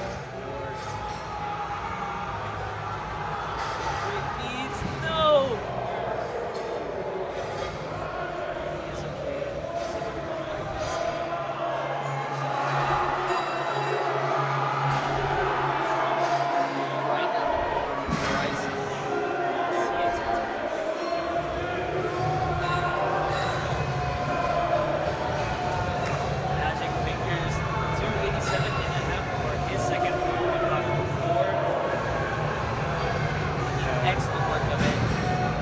Patrick Festa to pull 325 Wow. for a 90 kilo lifter. This is a big pull. Oh my.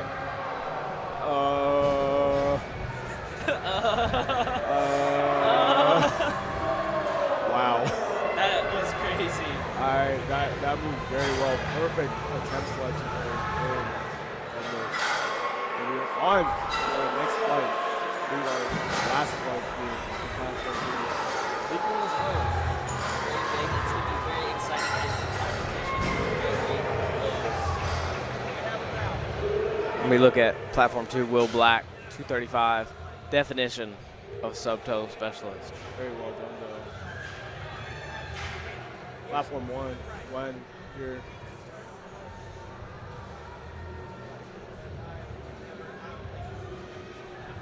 Bar is loaded for Ethan. Win 295 keys is loaded.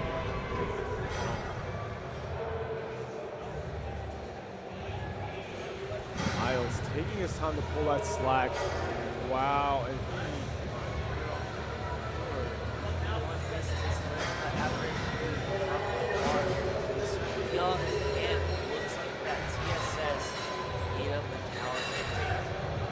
correct.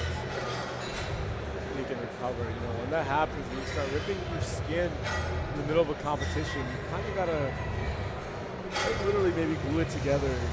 But however, that's what you have to be aware of.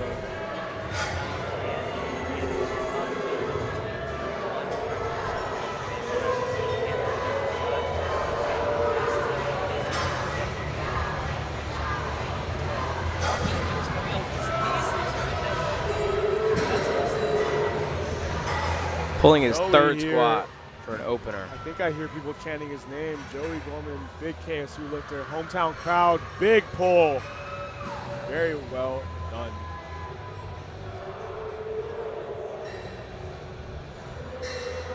Easy lift there. We're seeing a lot of well-balanced lifters. Oh yeah, definitely. People's hardening their weaknesses, working on it. Nobody is particularly lagging in one lift.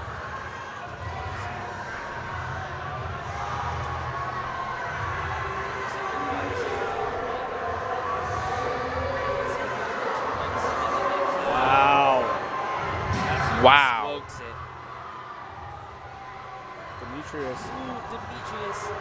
I see another 20-kilo jump in his future. Demetrius unable. I guess he must have jumped the down command there. For sure, jumping down command there. All The good. whip could have got him. Strength is there. Strength is definitely there. That's a 20-kilo jump. We'll see how much Demetrius goes up. I'll see here soon. Jared DeWosu, platform 4, Georgia Southern. He's going for 300 keys for his second attempt. We'll have 4 pulls at or above 300 keys on this 4th platform here. All starting with this pull. Great pull from Jadera. Let's see. A little bit of no lift.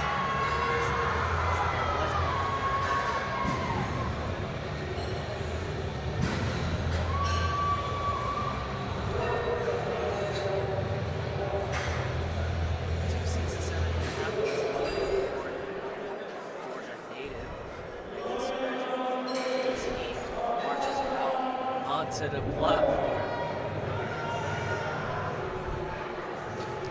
Paul Acosta, 310 kilos on the bar for him. Crazy deadlift from Paul. Landon opening at 267.5. Big opener here. Smokes it as well. Good deadlift from Paul, but it looks like it was soft knees and soft shoulders. You hear the thudding of the weights as they're slammed on the platforms all the way from over here. This is no joke. And Grayson. 15-kilo jump. Wow. So 320 kilos. I wonder what his third's going to be because this is approaching a meet PR already. And it looks like he's having a great day so far. Let's see what Mr. Stone has planned for him. Gotta say, Grayson, looking very cold out there.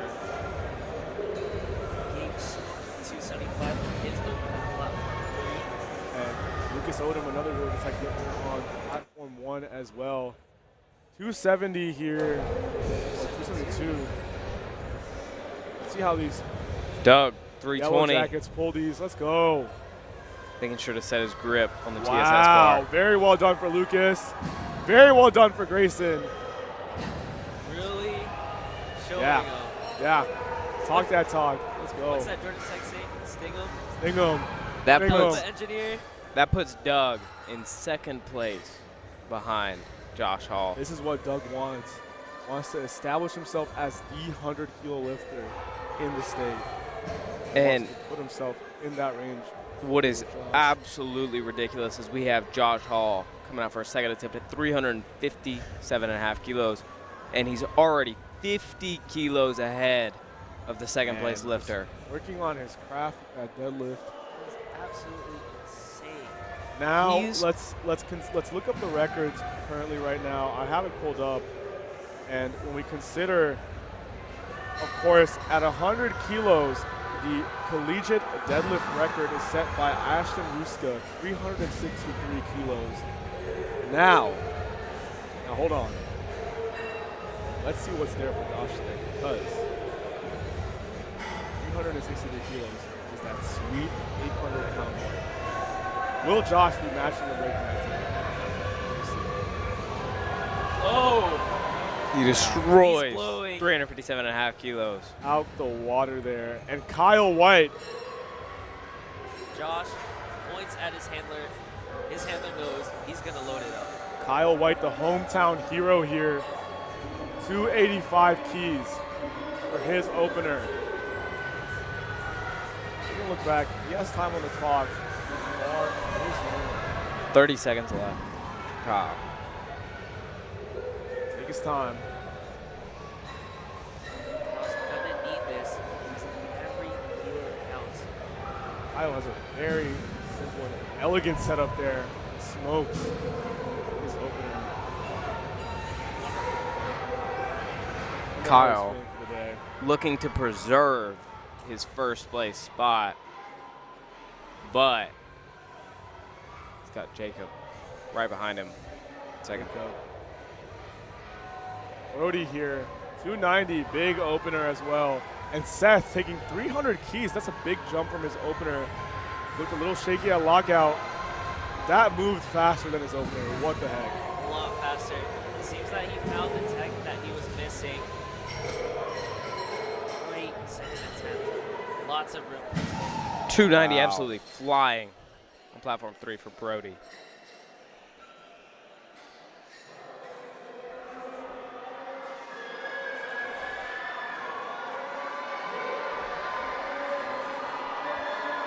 And we have Evan here on platform 3. We're going to have the wrong names on the screen for the moment while we get this updated.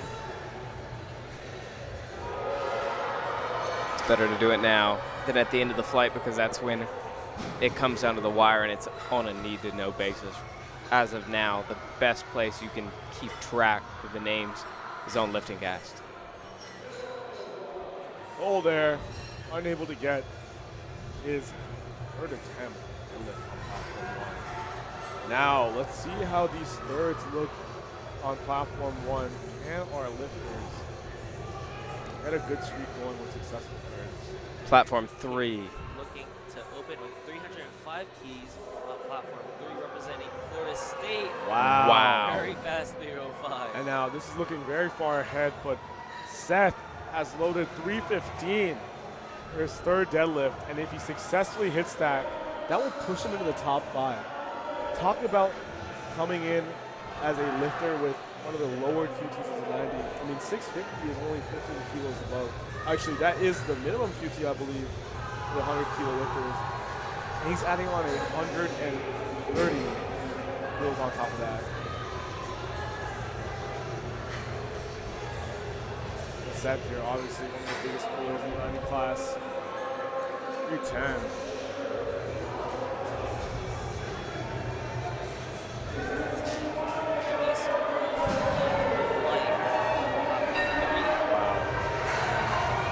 Wow.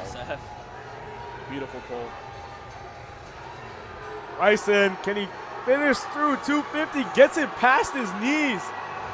Oh my goodness. Now it looks good from our angle. Will it be called for ramping? And it won't. And it won't. 247.5 was a grinder, but he was able to squeeze out another 2.5 keys. That's got to be enough. Well done. Rocky on platform 2 is a little bit slow, but gets to 45 Rocking the knee sleeve. with the knee sleeves. Tadera, he's going for a 10-kilo increase for his last pull that he missed at 300. Miles re-attempting 250. Couldn't get off the ground first attempt. Making it move just like a second attempt. And Shadera execute here and solidify his place in third. A massive 310-kilogram pull. Let's see it. Missed. Absolutely needs this.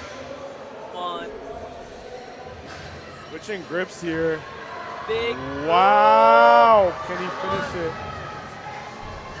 Unable to lock it in. That pull would have kept him in third, but he's already in third. But Ethan Nguyen is looking to pull heavier into steal third from Tadera.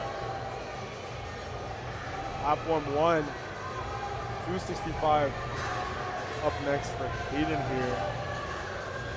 Ethan Nguyen, platform 4, 310 on the bar. If he manages to pull this, he'll go from 4th to 3rd. We do have an attempt change in progress. We'll have to wait and see.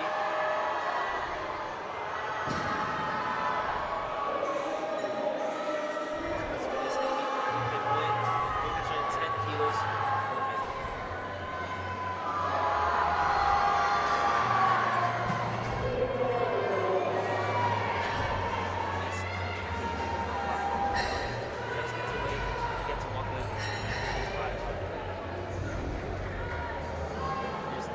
Platform 4, he needs this to get 3rd place. A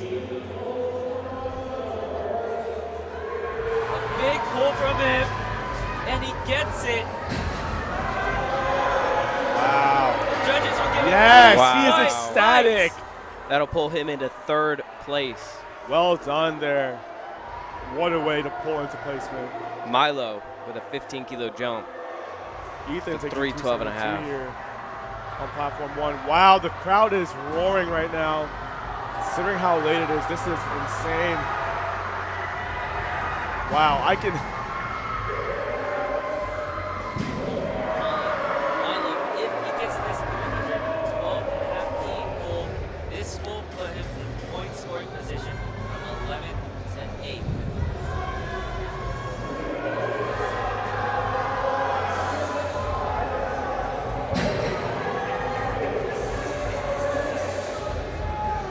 Platform 4 here, heading into some of our biggest pulls now.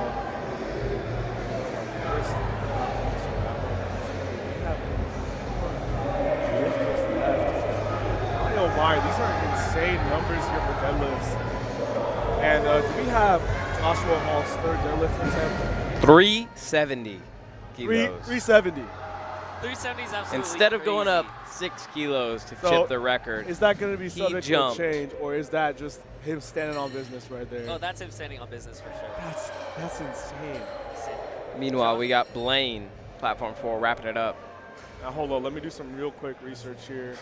Josh Hall's debut at the national stage in the 100-kilo class has been astonishing as he performs a monster squat of 320.5 kilos, followed by 167.5 bench, and a potential 370-kilo deadlift. All right, now we have Joey Gorman here.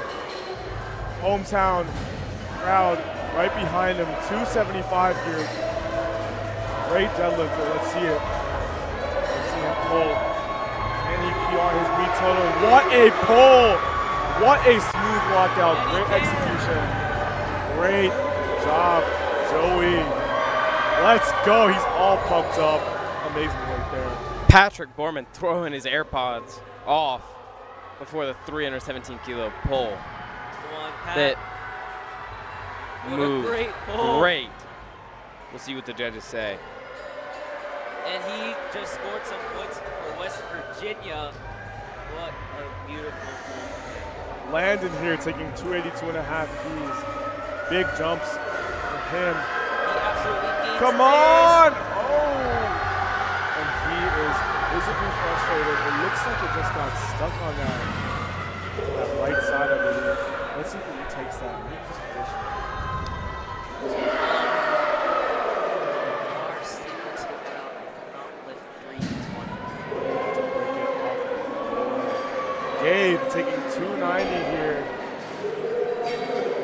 his second. Grayson already secured his spot in second. Wow. Congratulations, Grayson, man. He's put in. Now, Grayson, what's ridiculous to consider is his baseline strength was so high coming into college. So many years of lifting, but he still somehow managed to add so many pounds to his total in 2 years. I know, just like Ethan, on top of his stuff here.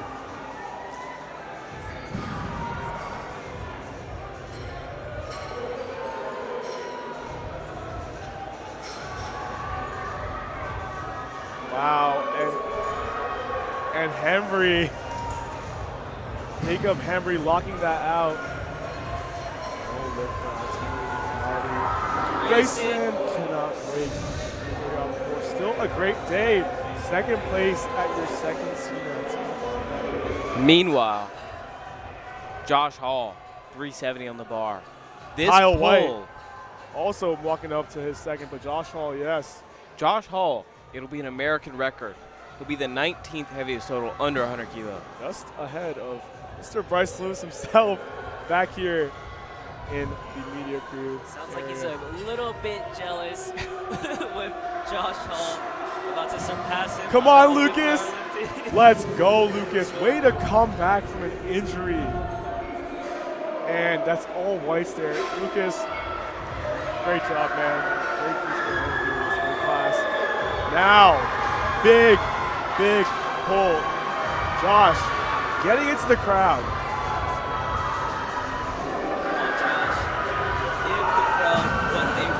Come on, Josh.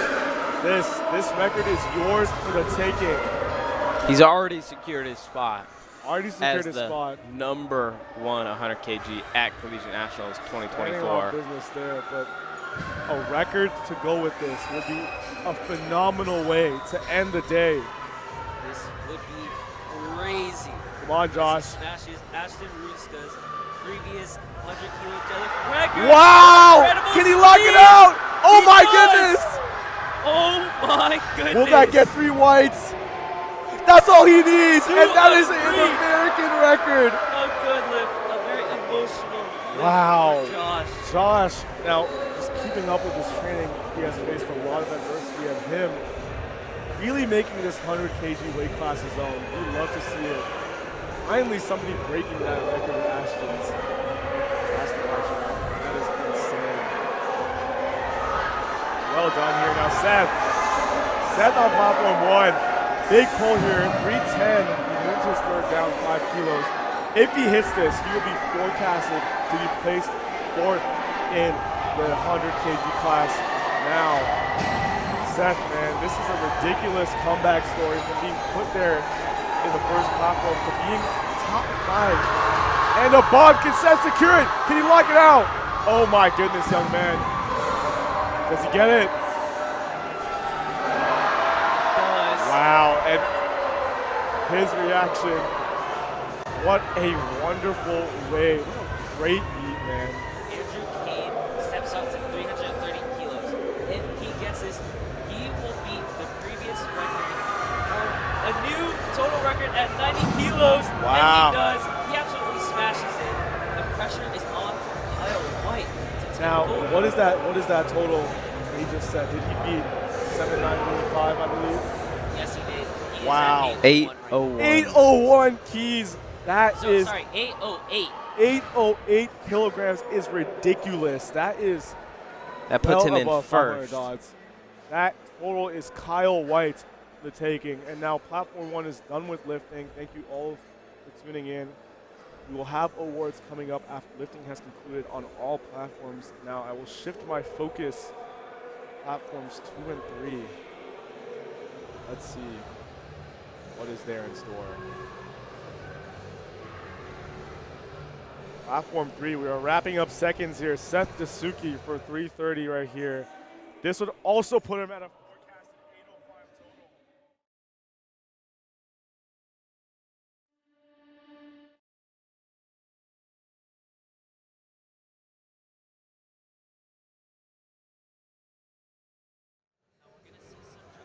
That puts Seth into second place. Wow. Second place. We're going to see some jockeying for the 90 kilo weight class, as Correct. the 90 kilos men are gonna try to scare each other off for first. What's ridiculous to me is Kyle hit 801 keys on his second deadlift. I remember when he hit that as a training total not too long ago, actually just a couple, like 2 months ago. Yep. And look at him now, executing on that on his second deadlift. Ridiculous by Kyle here. We'll update you as the third attempts load in for the 90 kilogram weight class. But up first, the clock ticks for Miles Wynn as 252.5 keys is loaded for the buck. Is he going to take this? He may just be beating this down. Just out of respect here for his fellow competitors, giving them some time to rest up.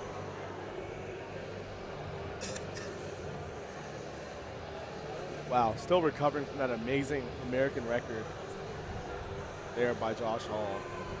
Here's Noah Callahan from the University of Toledo, pulling 277.5 keys for his third attempt. Let's see how he does here. Oh, unable to break the floor, unfortunately.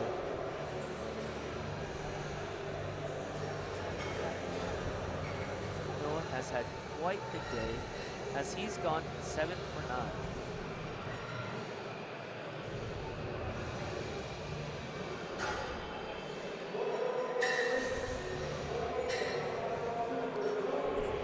Up next from platform 3, Landon Spurgeon of UGA, planning to get his vengeance for 282.5 keys. Can he get it? He's already secured his spot in the top 10 With here at this Collegiate pull, Nationals. he will go into 5th. Wow, that is big for Landon. Now Landon, I believe his last lift was just a misgroove. Seems like he has the strength to execute on this 282.5 keys. He absolutely needs this to get more points for UGA.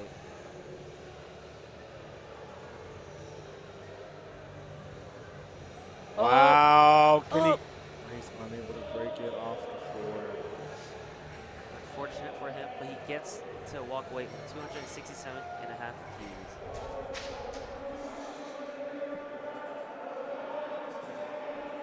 Now, if Castillo can pull this off, he'll pull his way into the top 10 and push Landon down to 10th. A grinder on platform 2 by Colin from Army. Does he get the lift? Yes, he does. Go Army.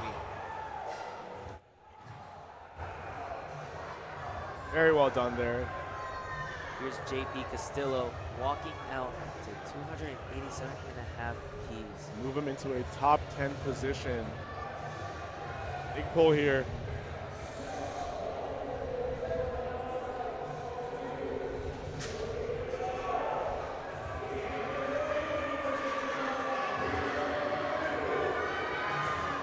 Wow. And Oh. he gets it.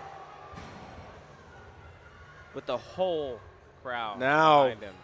Looking a little forward onto platform 3, I see Seth Dasuki has loaded 353 following another record match of 352.5 keys.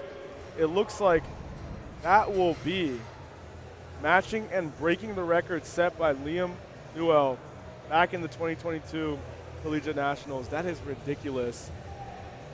Will we see that record being matched and broken here? It's very possible. I believe we also have a 342.5 kilo deadlift lined up for Evan as well.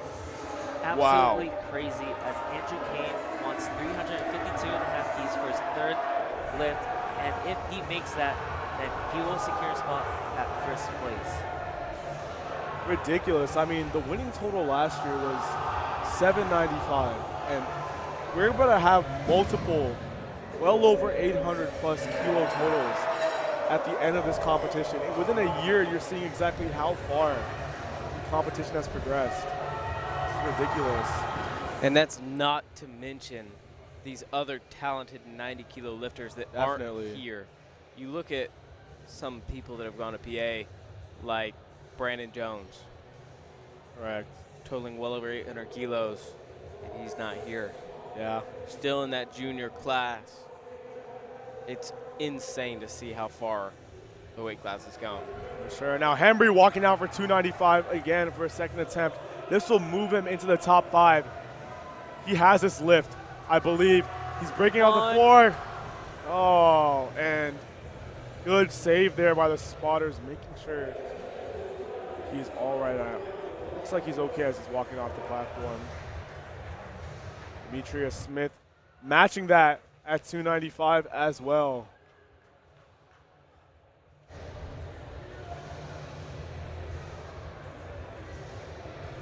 See how he does here. And Isaiah also taking 295 on both platforms. Let's see. A lot of these deadlifts will now be well over the 300 kilo range as we wrap up here with thirds.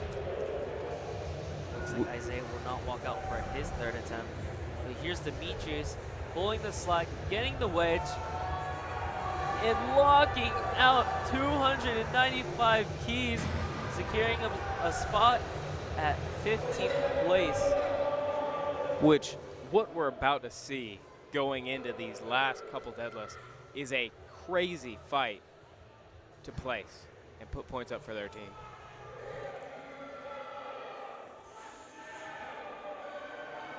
And now Seth, as we mentioned before, he did lock in 4th place based on that big final pull. Not to mention Seth going 9 for 9, hitting an insane meet PR. And totaling 780 keys.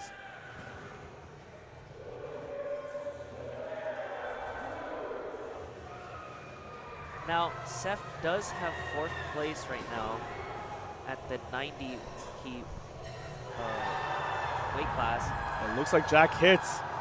But Kyle Or White, Gabe hits he has 302 and a half. 801 keys. His total.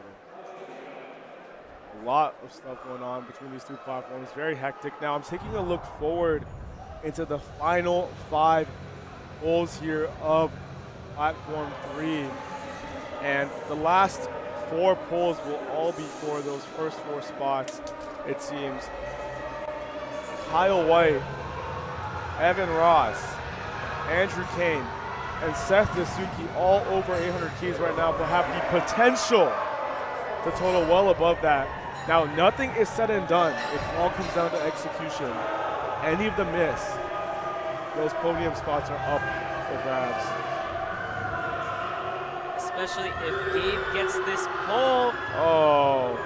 That would have pulled him into 5th place. 302.5 kilo pull. All love to the crowd here. Very professional from the Aggie Powerlifting president. Liam also has 302 and a half keys loaded on platform 2. Big pull. Yeah, he's nodding his head. He's getting himself in the zone. Same here with Brody, 310 on the bar. Let's see if these gentlemen can secure these massive third deadlifts here.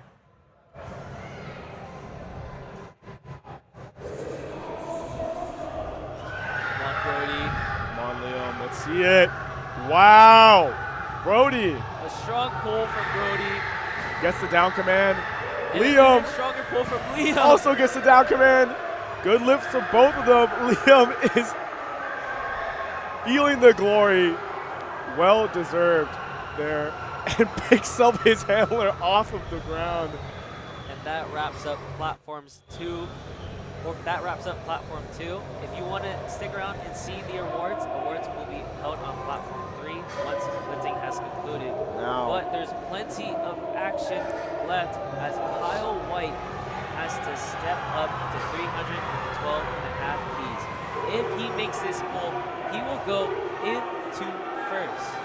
He's currently at 801 kilos. That'll pull him into 1st place. But Regardless, this is a very big pull from Kyle. A tall ask, but is it too tall for Kyle? I believe this is an all-time PR here. or very close to it. Up, up. Lock it out! Oh, Kyle unable to get it. Very well fought. That puts his total at 801 keys.